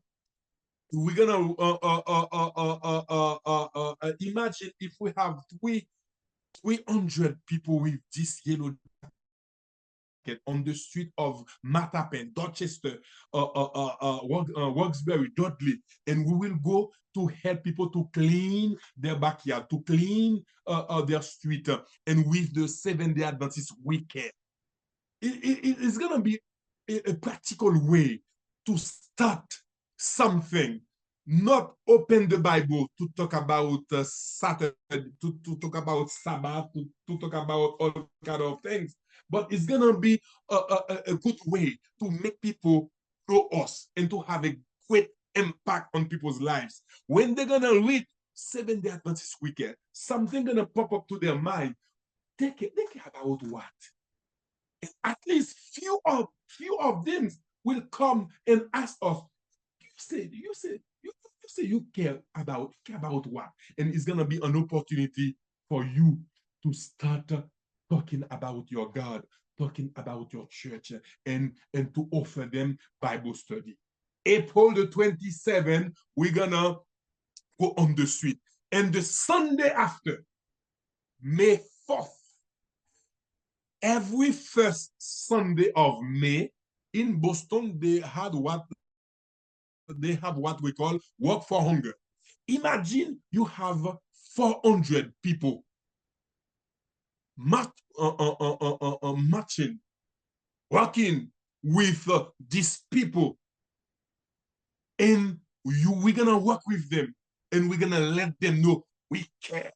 We care about those who are hungry. We care about those who are in trouble. We care about those who are looking for help. We will because we call 2025 Impact Boston. We want to make great impact on people's lives. This is some of the dates that we have, and I will send them to all of you. And because I have your email, I will send them to all of you, and I will make sure that you have everything. If you want us to come over your church, remember, we're gonna have training for Boston area, for Southeastern Rhode Island. We're gonna have for Connecticut area and Central Mass. When you're gonna have training in your area, your pastors, your coordinators, they will make sure that you know exactly the place, you know exactly the time, and we will wait for all of you to come over and to be part of this training. Before I end, and I'm gonna open the mic to receive your advice, your suggestion on all that we're gonna do. We already start something for the members in the Southeastern Massachusetts and Rhode Island. We just start doing something there. We have a group of church leaders. We met November the 23rd last year, and we start organizing ourselves for what? For Impact Rhode Island. This year is Impact Boston. We have a group of leaders working with us to make sure that April 27th, May 4th, and we're gonna have a great fair, community outreach fair in September, where we're gonna serve the community in Boston, especially the homeless. We're gonna bring them all kind of service. We're gonna bring barber. We're gonna make sure that if we can get a truck, a shower truck, to put it there, and to make sure that we're gonna bring clothes. We're gonna see what kind of impact we're gonna make on these people living in Boston. And because this year is Impact Boston, but the Commission for Southeastern Massachusetts and Rhode Island, they start working to prepare the field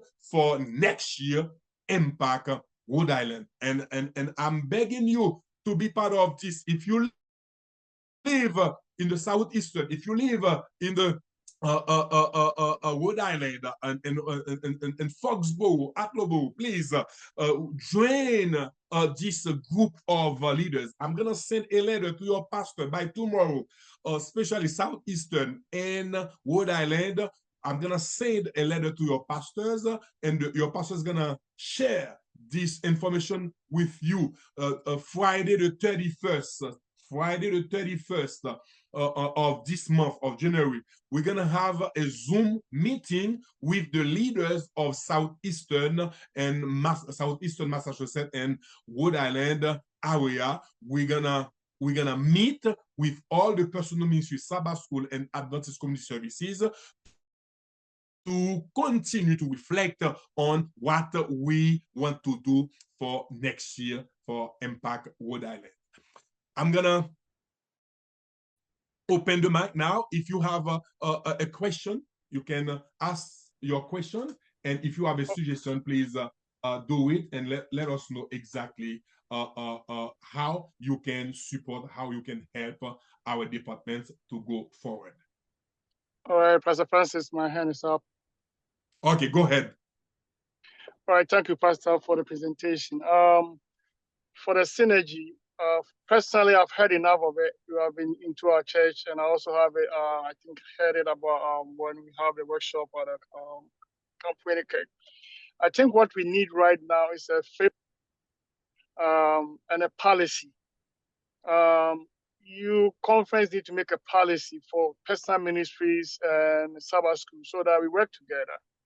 The framework will tell us from morning when the Sabbath School start, what part will personal ministries play? Then after Sabbath School, what part so that we work together.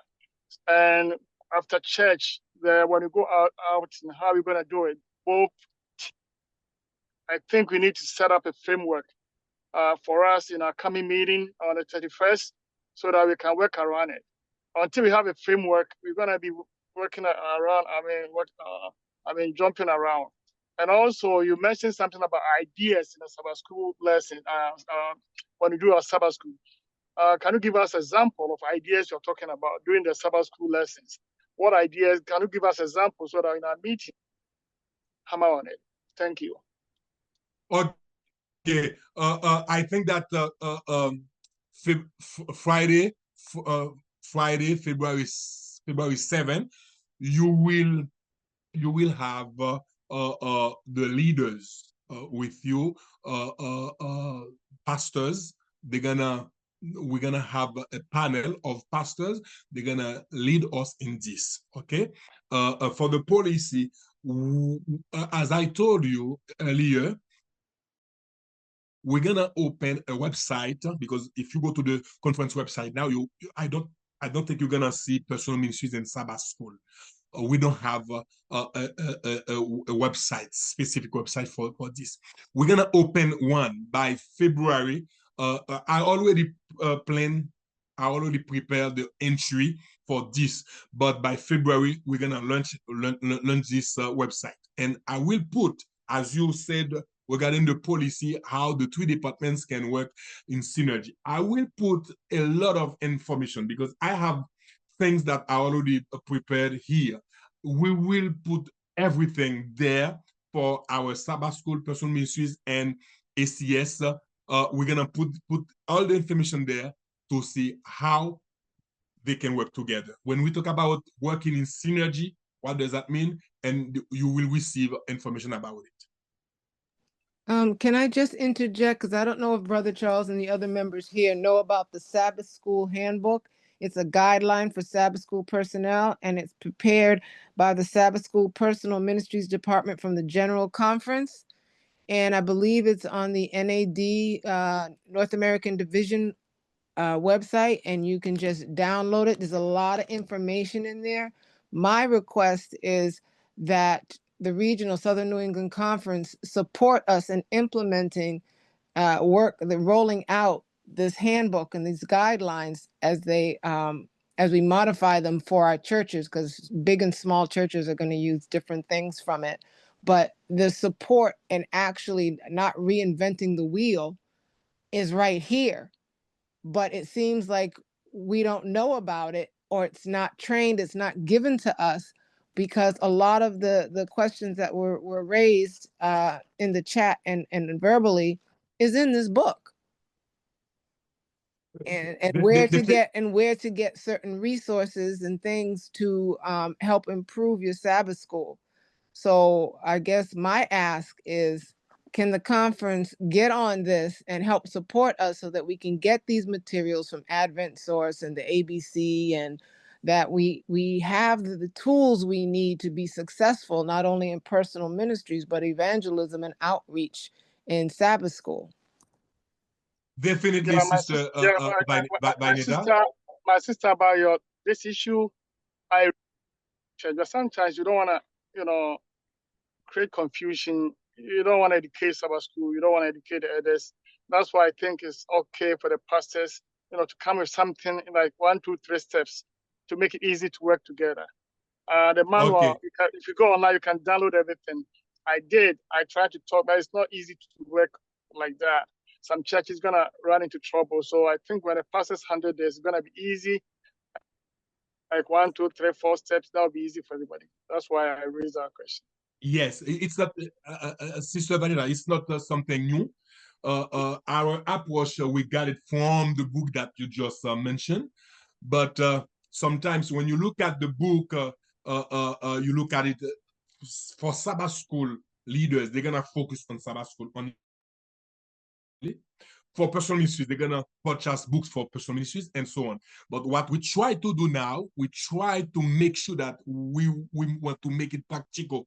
As Brother Charles just said, want to make it practical for our leaders. This is why for those who saw me or knew me when I went to their church, and I always present the 3 departments like this. Sabbath School is my left hand, community service is my right hand, and personal ministry is my head. All 3, they work together. They were in synergy. Because as I said, what we know, this is my left hand. You cannot keep your left hand by itself. You have to put your left hand in your right hand. This is community outreach. What we know, we're gonna share it there to the community. But sometimes we want to share, but we don't know how to do it. This is the work of the personal ministries. This is what we are we are promoting right now, and this is why it is very important, as Sister Bernadette has just said, we're gonna put all the resources in the website for all of you, Sister Bernadette. We're gonna put all the books that they can, all the links. Okay, you can go and click and get it. And if you have to purchase, we're gonna put it, and you know that this book, I'm gonna get it either ABC or Adventist Source. Okay. Hi. Good afternoon, good morning. I just wanted to say that yes, this is Sister Holligan from Oak Street, Brockton. But I just wanted to say that on the 4th Sabbath of the month, we usually have like the personal ministry working in the Sabbath School department.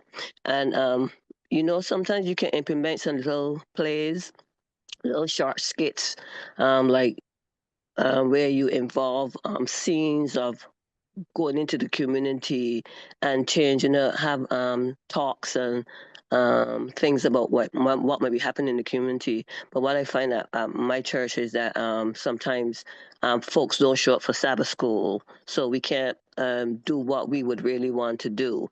But there are like the young ladies saying, there may be handbooks and stuff, but we can be creative too and come up with our own little dramatizations in the Sabbath School to make Sabbath School interesting, implementing things that happen in the community that we can help in the community. And this year too, I was thinking that maybe we can like have the police department coming in or something like that to speak to us of ways that we can help in the community and things like that. But we can use our imagination as well to come up with little dramatizations or little plays that will be involving things like into the community and things like that to make Sabbath School more interesting.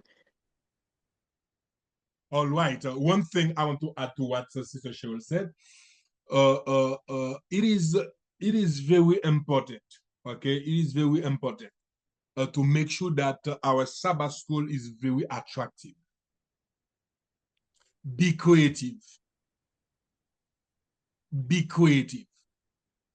Don't make sure that we are doing this, we do the same thing every single Sabbath. Be creative, and you're gonna see how things will go smoothly.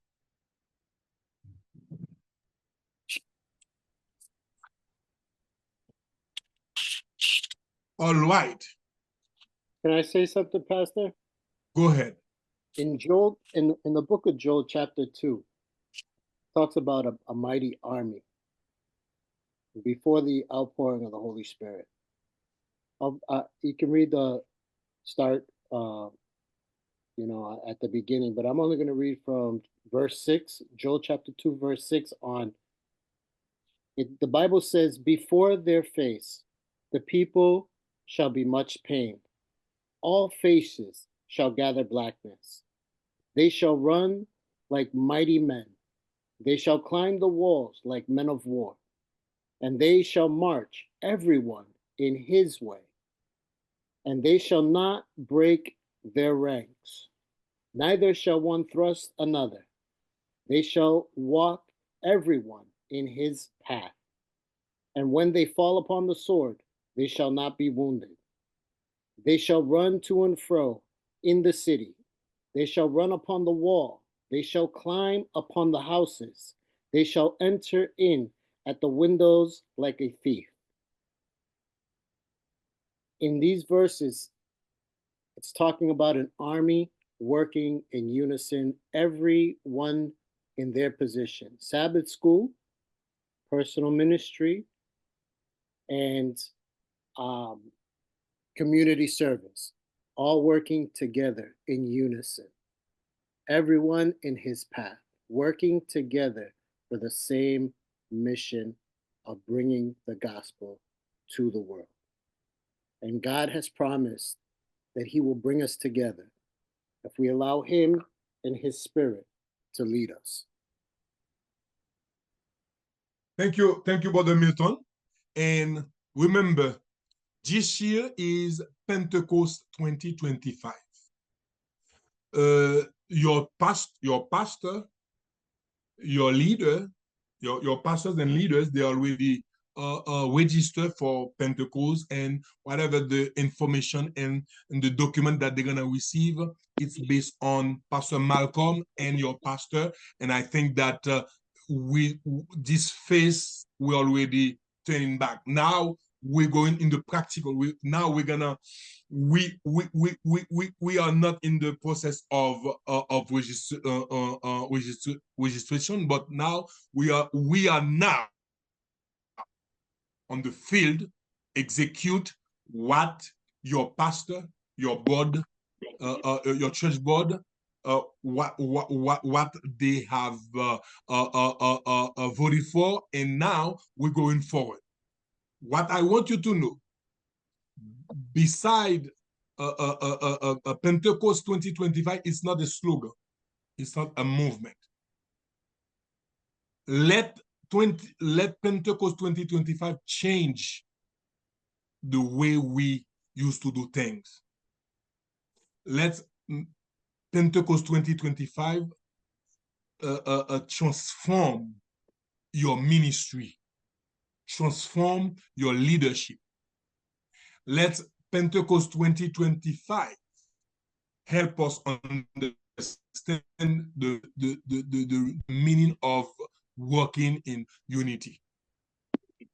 Because if we cannot work closely together in synergy, we're gonna do it individually.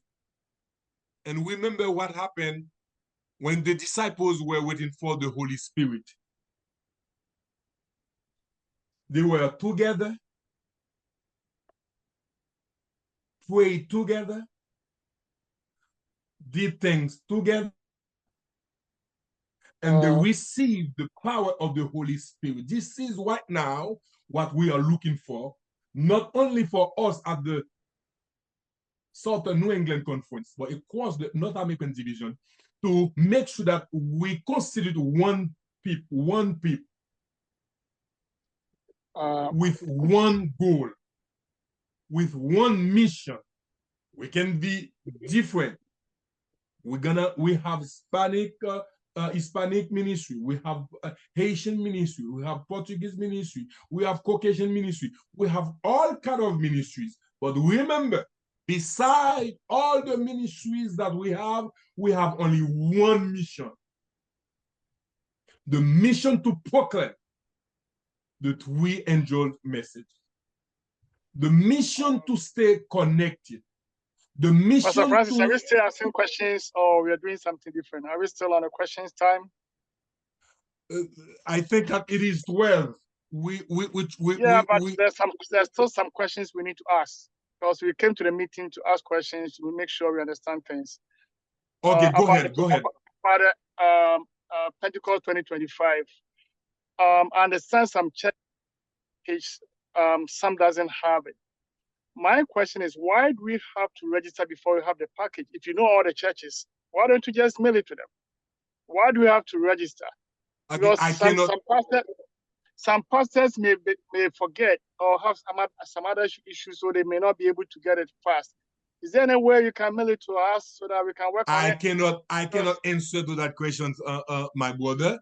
What you can do, call Pastor Malcolm in this specific question, because Pastor Malcolm is the coordinator of Pentecost 2025. But I think right now, the registration is closed. So now that it's closed, how is my church gonna work on it? Like you said, you should work on a team. How are you gonna work on a team without any material to work on? Okay. Well, you have to open it again. For the churches, if the materials are for the churches, why is it sitting there? Because we didn't. Pastor didn't register, or somebody didn't register. We don't get it. Okay. See, we are talking about teamwork. We are talking about oneness. But how can we have all this oneness when these glitches are there? You know, these are concerns that we need to talk about. Right now, the registration is closed. So how is my church going to do this Pentecost 25 without the materials? Give me 1 second. Give 1 second. That they kept this registration open for months last year. It's not something that we are talking about today. This is something that listen. I read something last night. Even your church did not register to receive the $3,000 from the North American division. They still can receive package from North American division. I'm gonna ask you to talk to your pastor or talk to Pastor Malcolm, and Pastor Malcolm will give you more information about it, because I'm not the coordinator for Pentecost 2025. My mission for this is the practical aspect, the community outreach. Milton is the leader of this commission for Boston, and we are preparing right now for next year for Impact Rhode Island. This is my responsibility, is the practical aspect, not administrative aspect, not financial aspect. The administrative aspect is for evangelism. The financial aspect is for the evangelism committee. For example, for Impact Boston, my duty is for practical aspect. Pastor Yves, excuse me. Go ahead. I think instead of giving excuses for what you do or you don't do, you should just take the issue straight to the conference and say, this is the problem we have and people need this. Thank you, sister. Because we are not accusing you. I know getting something organized is very difficult, but the purpose is to get everyone involved and to provide the tools that we need. Yes, this is. Thank you for So you bring it to the conference, and it's correct. We need. Yes. For instance, I need to know like 4 or 5 months ahead of time. So because I have other things in schedule, like work, like school, and I need vacations. I take care of people too. So I need to know and to take that slot of my time and separate it for that. I was trying to let all of them, not him only, to let all the participants know that, okay, how things going on there, okay, and I want all of you to know what we are doing right now in terms of Impact Boston and what we're gonna do in terms of Impact Rhode Island. This is why I gave all the information. But as I told the person to contact Pastor Malcolm directly and to ask his pastor to contact Pastor Malcolm and to get the information that they are looking for in terms of Pentecost 2025. Thank you for your ideas. But I will bring the concern to Pastor Malcolm, and Pastor Malcolm will see what he can do for this specific group of members. What we think that is gonna be for us right now. We think that we are at the end of our training. Our now it is the 12 something, 12:06.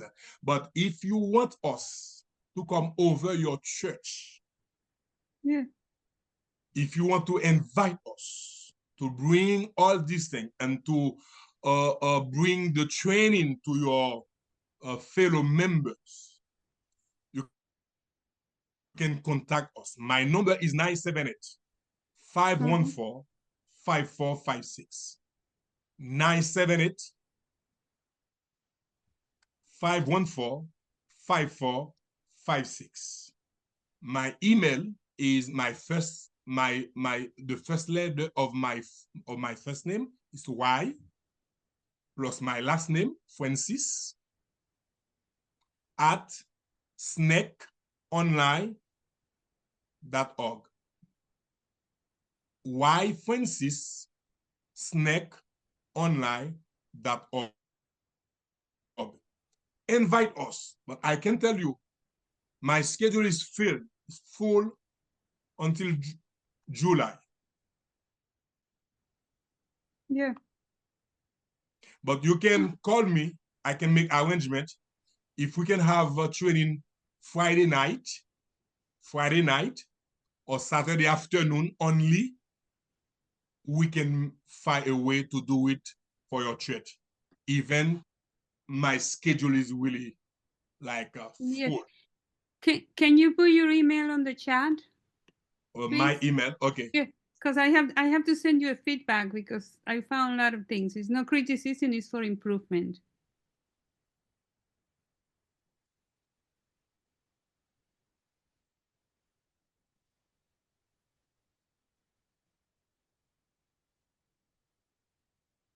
Y Francis, SNEC Online.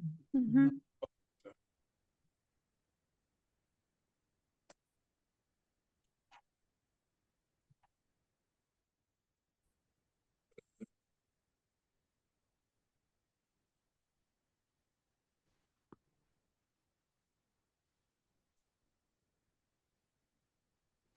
What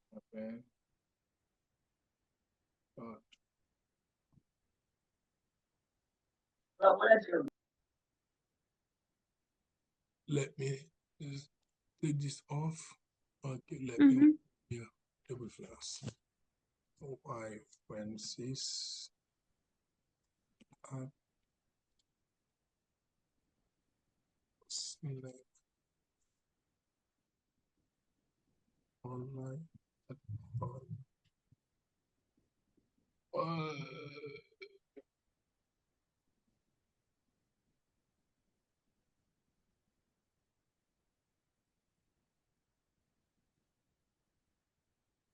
Everything I put it, I sent it can to go.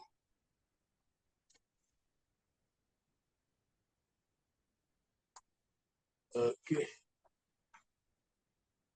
I don't see it. Paul Maria is not in this meeting.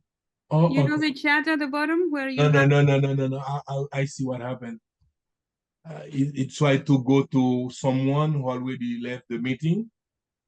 Okay. Let me send it to. So you go at the bottom where it say chat, you click there and you put it there, everybody can see it. At the bottom, next to participant, it say chat. Click there.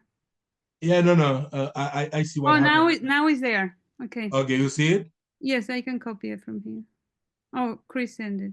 Thank you, Chris. Okay. Thank you. Okay. Okay, you can put the number.